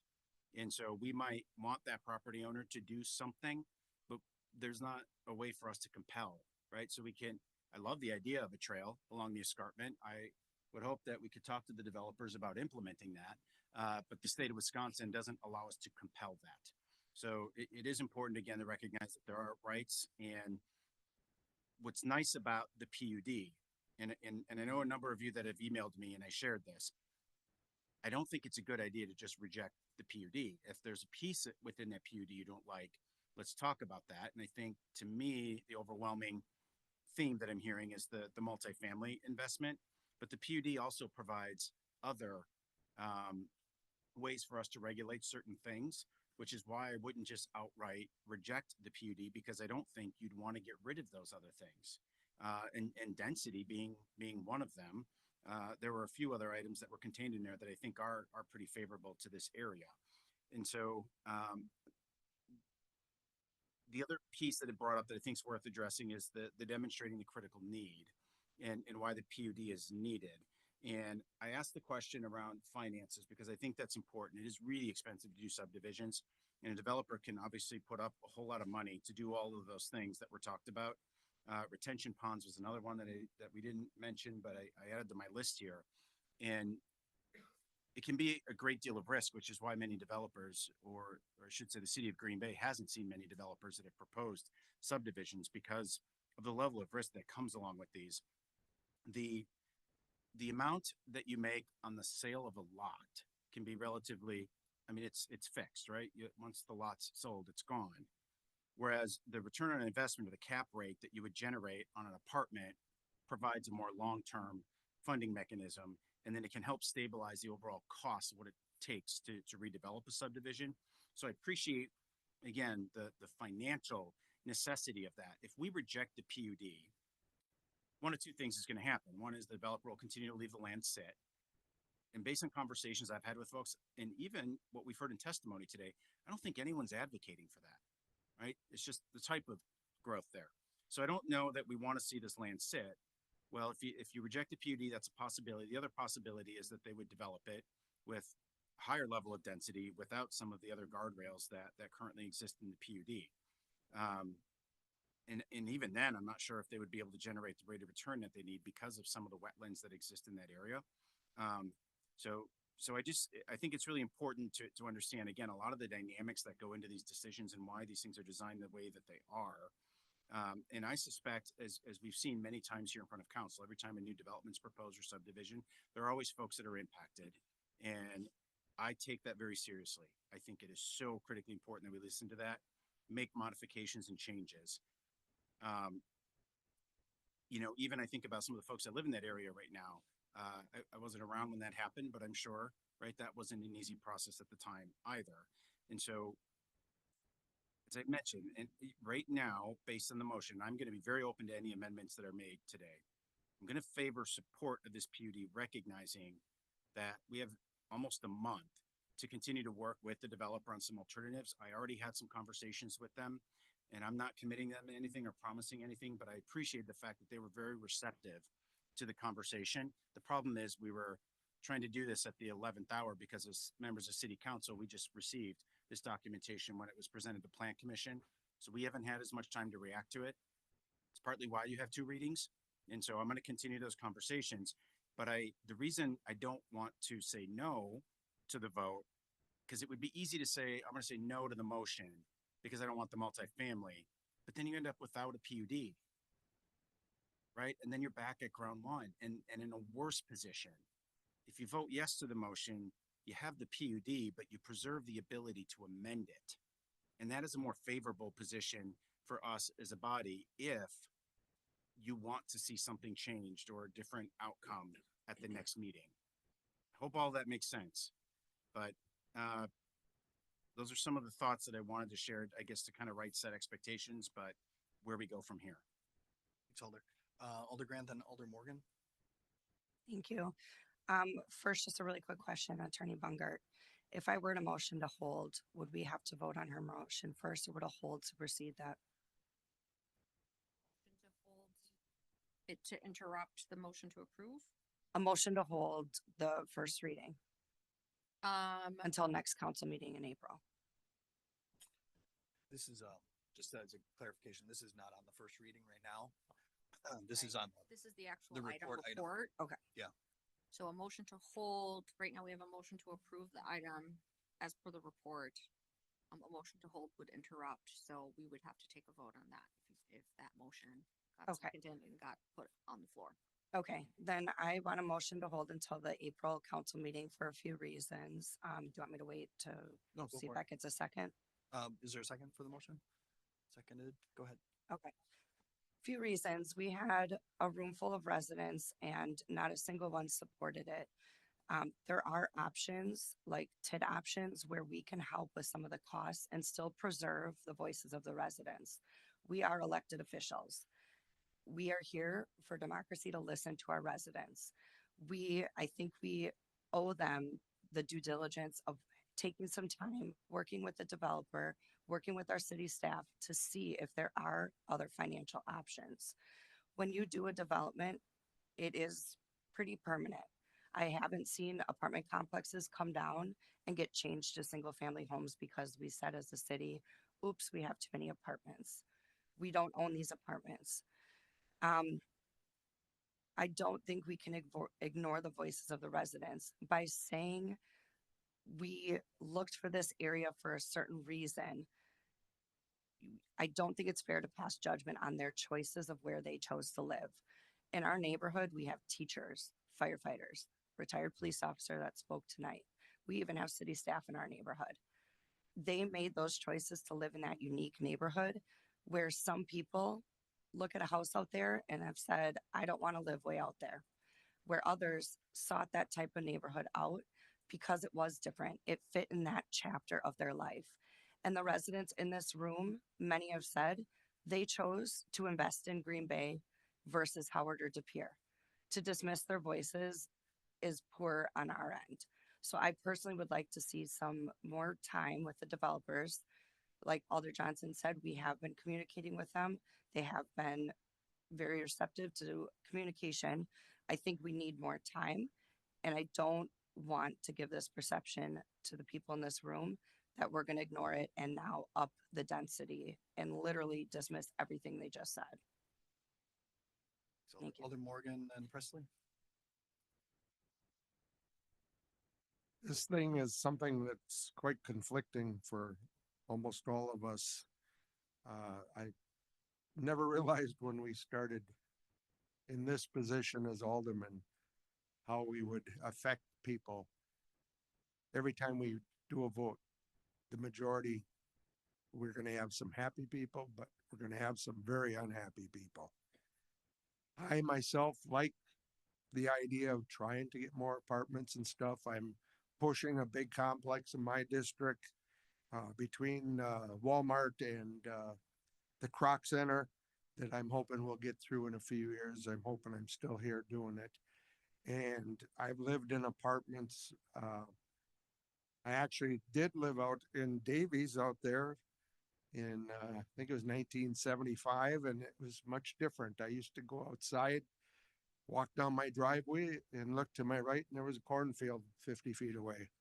So it's changed, and I respect that these people bought this area. When we're working on these apartments, someone mentioned to me the trickle-down effect. If we get this new subdivision done with all our units out there. We're hoping that some people will move in there and there'll be other apartments available for other people that couldn't afford a different one. Personally, my family have 4 children. They struggle to find houses. I have a daughter right now would love to have a house. So I would hope almost that if we would build more residential, single family homes, someone that goes out there and lives may offer their house at a price my daughter and her husband and son could afford to move in. So if I had my little magic wand to make happy, I'd have all the area become single family, and hopefully it'd trickle down and help my family. I think that, like Alderman Grant said, we need to think about what's best for the people that live in that area. And so I think I would support holding this for another month and see what can be done. Alder Presley, then Galvin. Thank you, Your Honor. I want to speak first about the escarpment. I'm a big fan of escarpments. I fell in love with escarpments when I was a student at University of Wisconsin Green Bay, and they have the beautiful escarpment in the Arboretum. And I do want to recognize that that is a valid environmental concern. The people who brought it to me, I'm very thankful for that. Because it is a beautiful microhabitat. It has some flora and fauna that aren't seen anywhere else. There's some land snails that are unique. That particular area of it hasn't been specifically studied. There hasn't been a survey for what sort of ecology is there, but there's an assumption based on what the rest of the escarpment has in the surrounding area that it might be of value. The thing is, and as Alder Johnson mentioned, this is a PUD. This is private land. The only reason that we're getting a say in this at all is because of the PUD. If they wanted to develop it as all single family lots that were all the size within our specifications, it would not come before us in this way. We wouldn't have the say in it. And the multifamily, I know that's been an area of concern, but when we talk about the environmental, the risk to the escarpment is the least I would see based on the people I've talked to, the ecologists and the conservationists. It seems like the risk to the escarpment is the least with the multifamily. It is the single family lots. So while I appreciate that, the developers have heard me when I'm talking about this, and, I can't compel a conservation easement here. I wouldn't do that. But I hope we can continue to have conversations as we go forward and how we can respect and protect this natural environment, because that is a valid concern. And I want to give props to those who have brought it up, because I'm sure a lot of us have not heard the word escarpment before tonight. And now we've said it 47,000 times. But my other point is just about the multifamily housing and why I don't want to hold to speak to this particular motion. The reason that this excites me is because of the multifamily. Because we have this opportunity to have this mixed development of single family and multifamily, where we are having neighborhoods, as Alder Prophet said, where people are, interacting from different walks of life. I myself am a renter. I tried to not take it personally when folks were saying that renters don't respect or care about their community, because I know you weren't talking, about every single person, but I would like to say I do respect my community, and I like to think I'm involved with it as much as I can be. But while Alder Grant has to look at her residents and the people around there, I have to look at my residents in my district, which is largely apartment dwellers. And these are people who I think should have choices. And right now it is not a renter's market. There are not enough units, even though there are 300 units on apartments.com.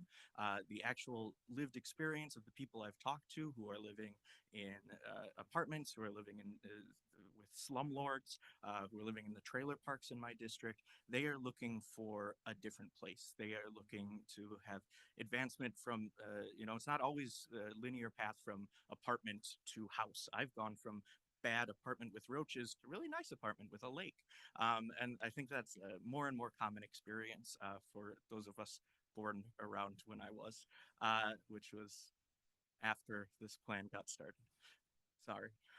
But I think that it is important that we recognize the people in my district as well, who I think deserve to be able to live in the Red Smith area, who deserve to have, as somebody said, you feel like you're on vacation driving past the bay. I don't think that should be reserved for the people who can own a home there. It should be, I would love to live there.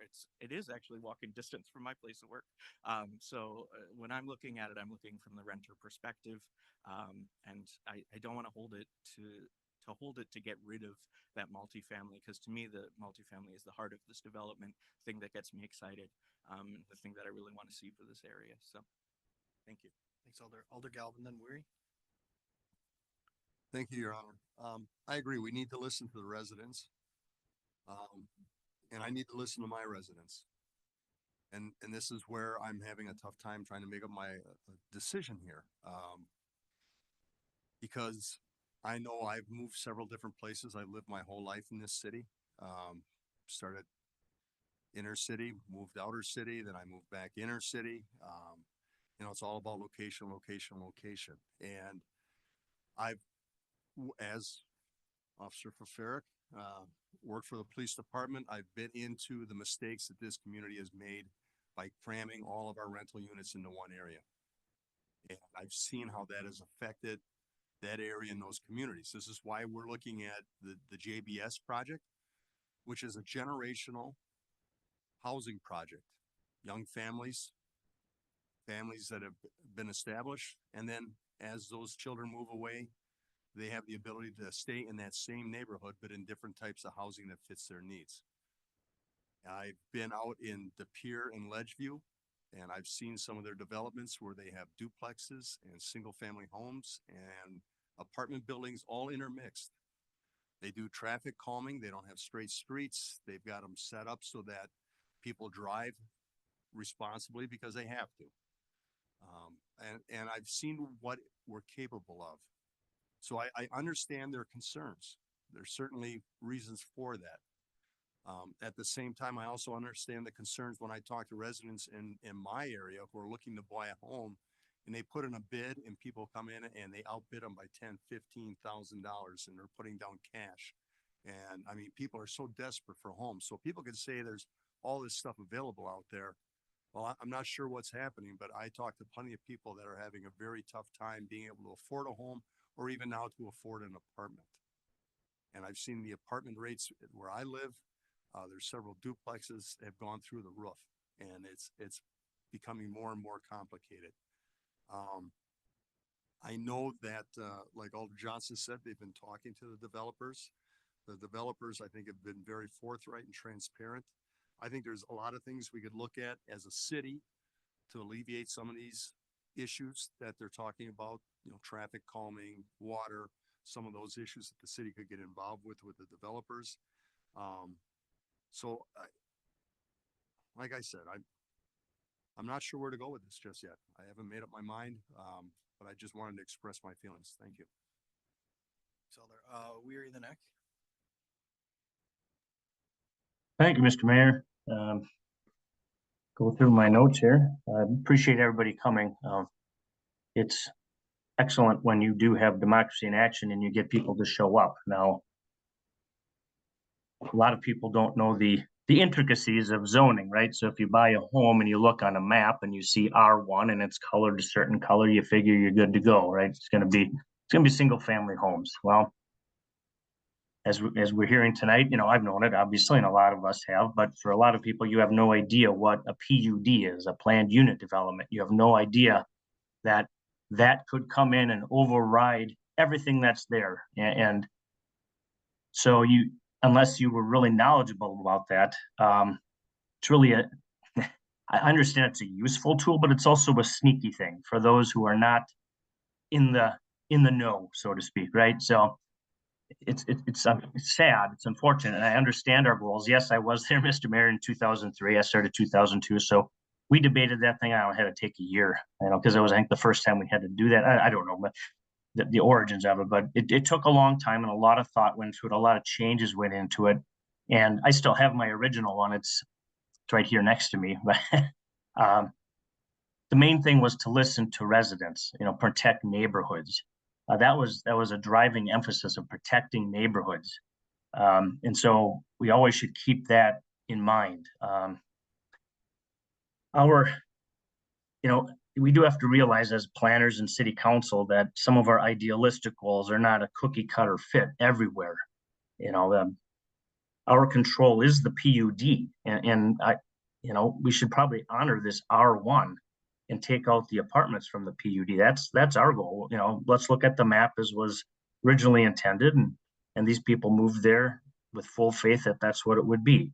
I don't think we've even discussed the potential of some tax increment funds to help offset perhaps some of the income from an apartment. I think that was broached with the developers. I know it's perhaps a unique thing that we would do for a residential development, but it can be done. So I think I will, well, I don't think, I will vote to hold this, and I'm hoping we can look at that tax increment funding and be interested to see what everybody else thinks. Thanks. Thank you everybody else for attending. And Dave Buck, I admire what you do. So this isn't a swag, but you, the planners do a great job, you know, and they've been given a lot of direction to, and they bring it to us and ultimately let us make up our own mind. And I don't think they take it personally either. So thank you. Thanks, Alder Acton Hinkvis. Thank you, Mayor. And yeah, a lot of the alders before me have brought up some of the points that that I was going to make, and it isn't an easy job. And I think we would all agree that sometimes it's harder than others, and we always want to respect the residents and their input. So just so you know, it does make a difference, and thank you for coming.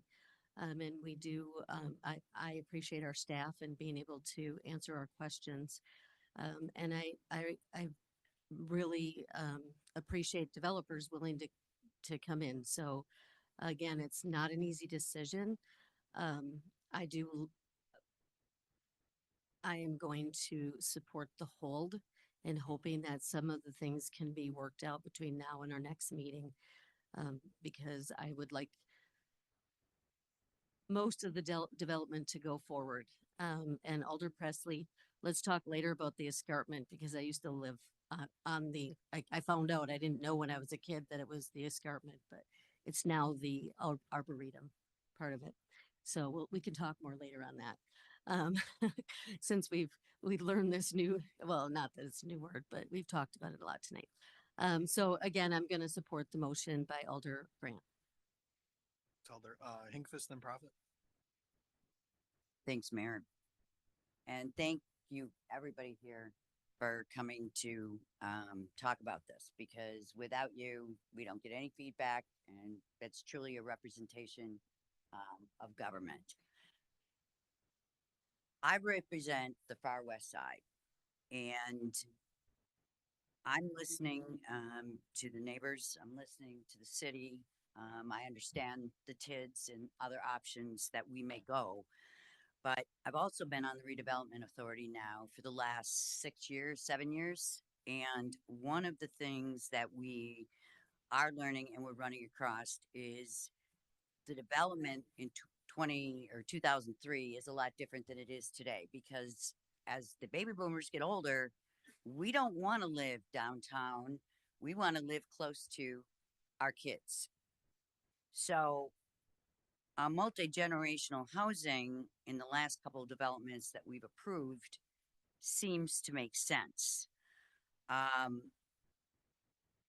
As far as the stormwater, the safety does concern me, but I do believe that we as a city will work with the neighbors in what we have to do to move that forward, and to make sure that there's sidewalks so that people can ride their bikes to school and so on and so forth. The outlets in and out, I think, Steve, you said you get a request, you'll definitely take a look at it and move that forward. My question is, from a stormwater perspective, without this with this development, won't this make it much better for the people out there? I think we talked about that a little bit. Alder Presley kind of made the point that they'll be required to essentially, guarantee that it's no worse than it is today after it's developed. With the developer saying they're going to work to improve it, but that's kind of the legal requirement, is that it can't be any worse than it is today. Right, but we're actually giving a path for the water with the development of this 126 acres. We're now directing that water also into stormwater ponds and other areas that may reduce the runoff in other areas.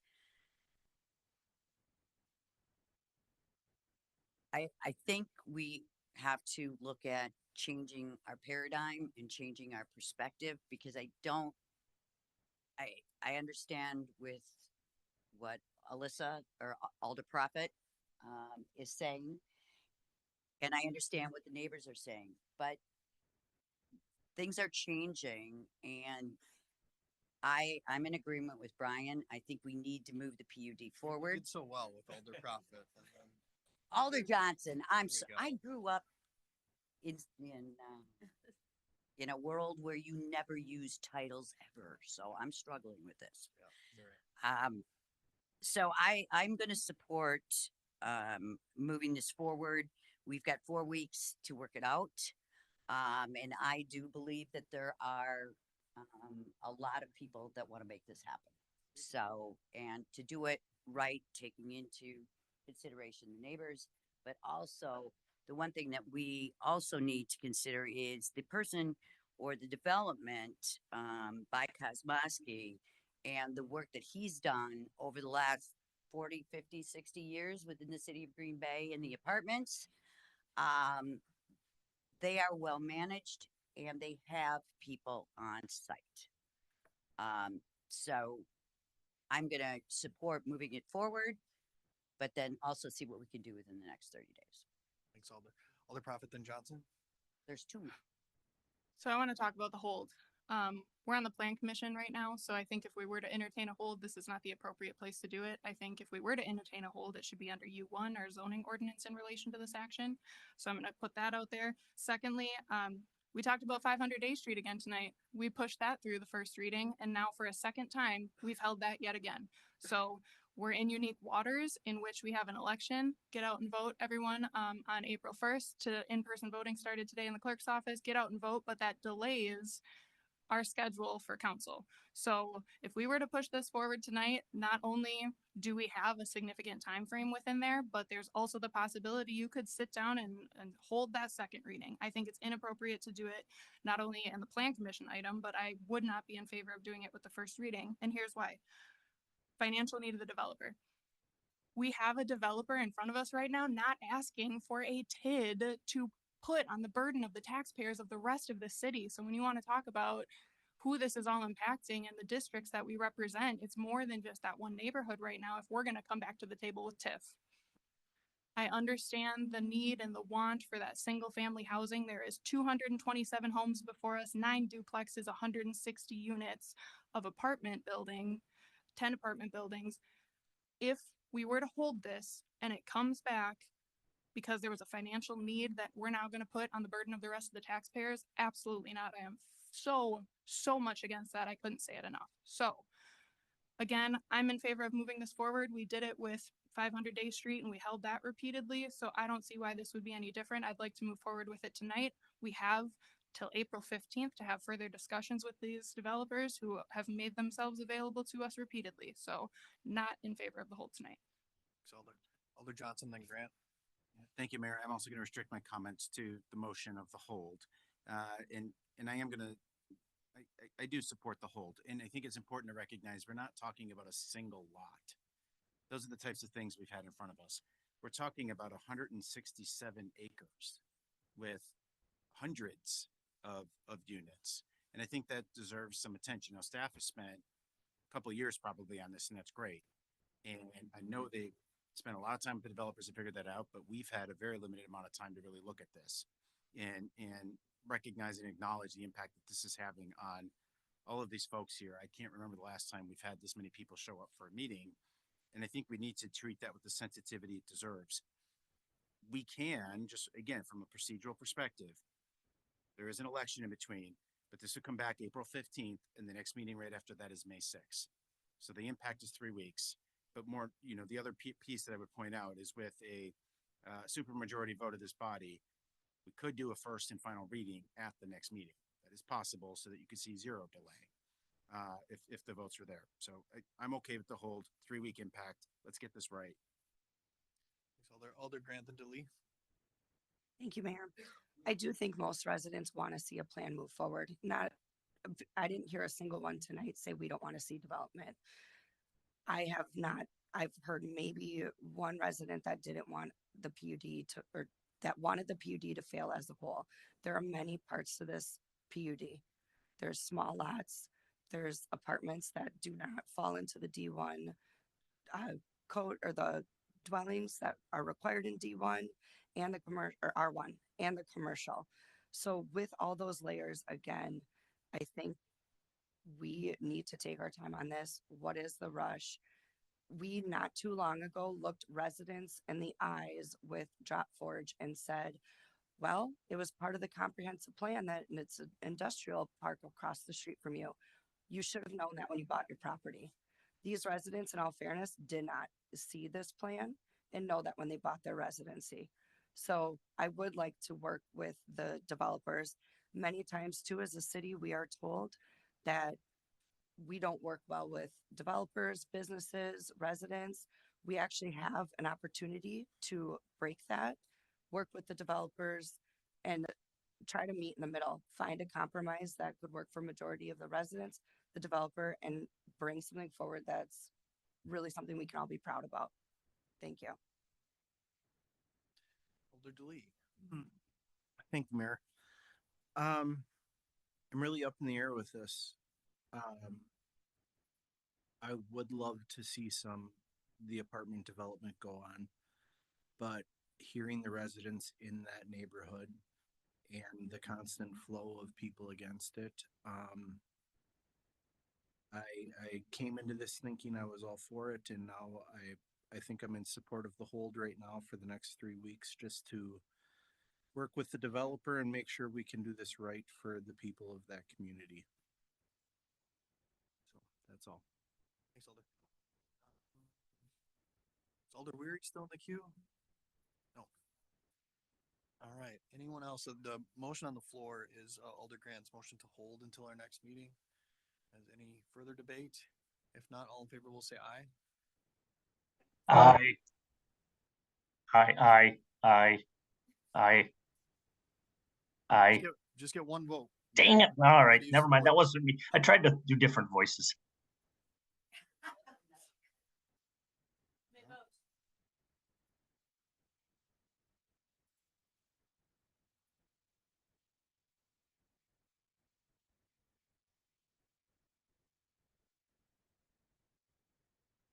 All right, that motion passes 7-5. That item will be held over until our next meeting, April 15th. Next report is the report of the Finance Committee. Motion to approve made by Alder Prophet, seconded by Alder Presley. Any items to be handled separately? Hearing none, all in favor will say aye. Opposed, nay. The ayes have it, and the report is approved. On to the report of the Park Committee. Motion to approve made by Alder Prophet, seconded by Alder DeLee. Items here to be handled separately? Hearing none, all in favor will say aye. Opposed, nay. The ayes have it. That report has been approved. Personnel. Motion to approve made by Alder Presley, seconded by Alder Prophet. Any discussion? Seeing none, all in favor will say aye. Opposed, nay. The ayes have it. That report has been approved. Couple informational reports, building report and municipal court report included in your packet. Onto resolutions. Alder Prophet makes a motion to suspend the rules, take up these items with one roll call vote. Is there a second for that? Seconded by Alder Hinkvis. Discussion. Seeing none, all in favor say aye. Opposed, nay. The ayes have it. The rules are suspended. Motion to adopt made by Alder Prophet, seconded by Alder DeLee. Discussion here. If not, we'll use the board.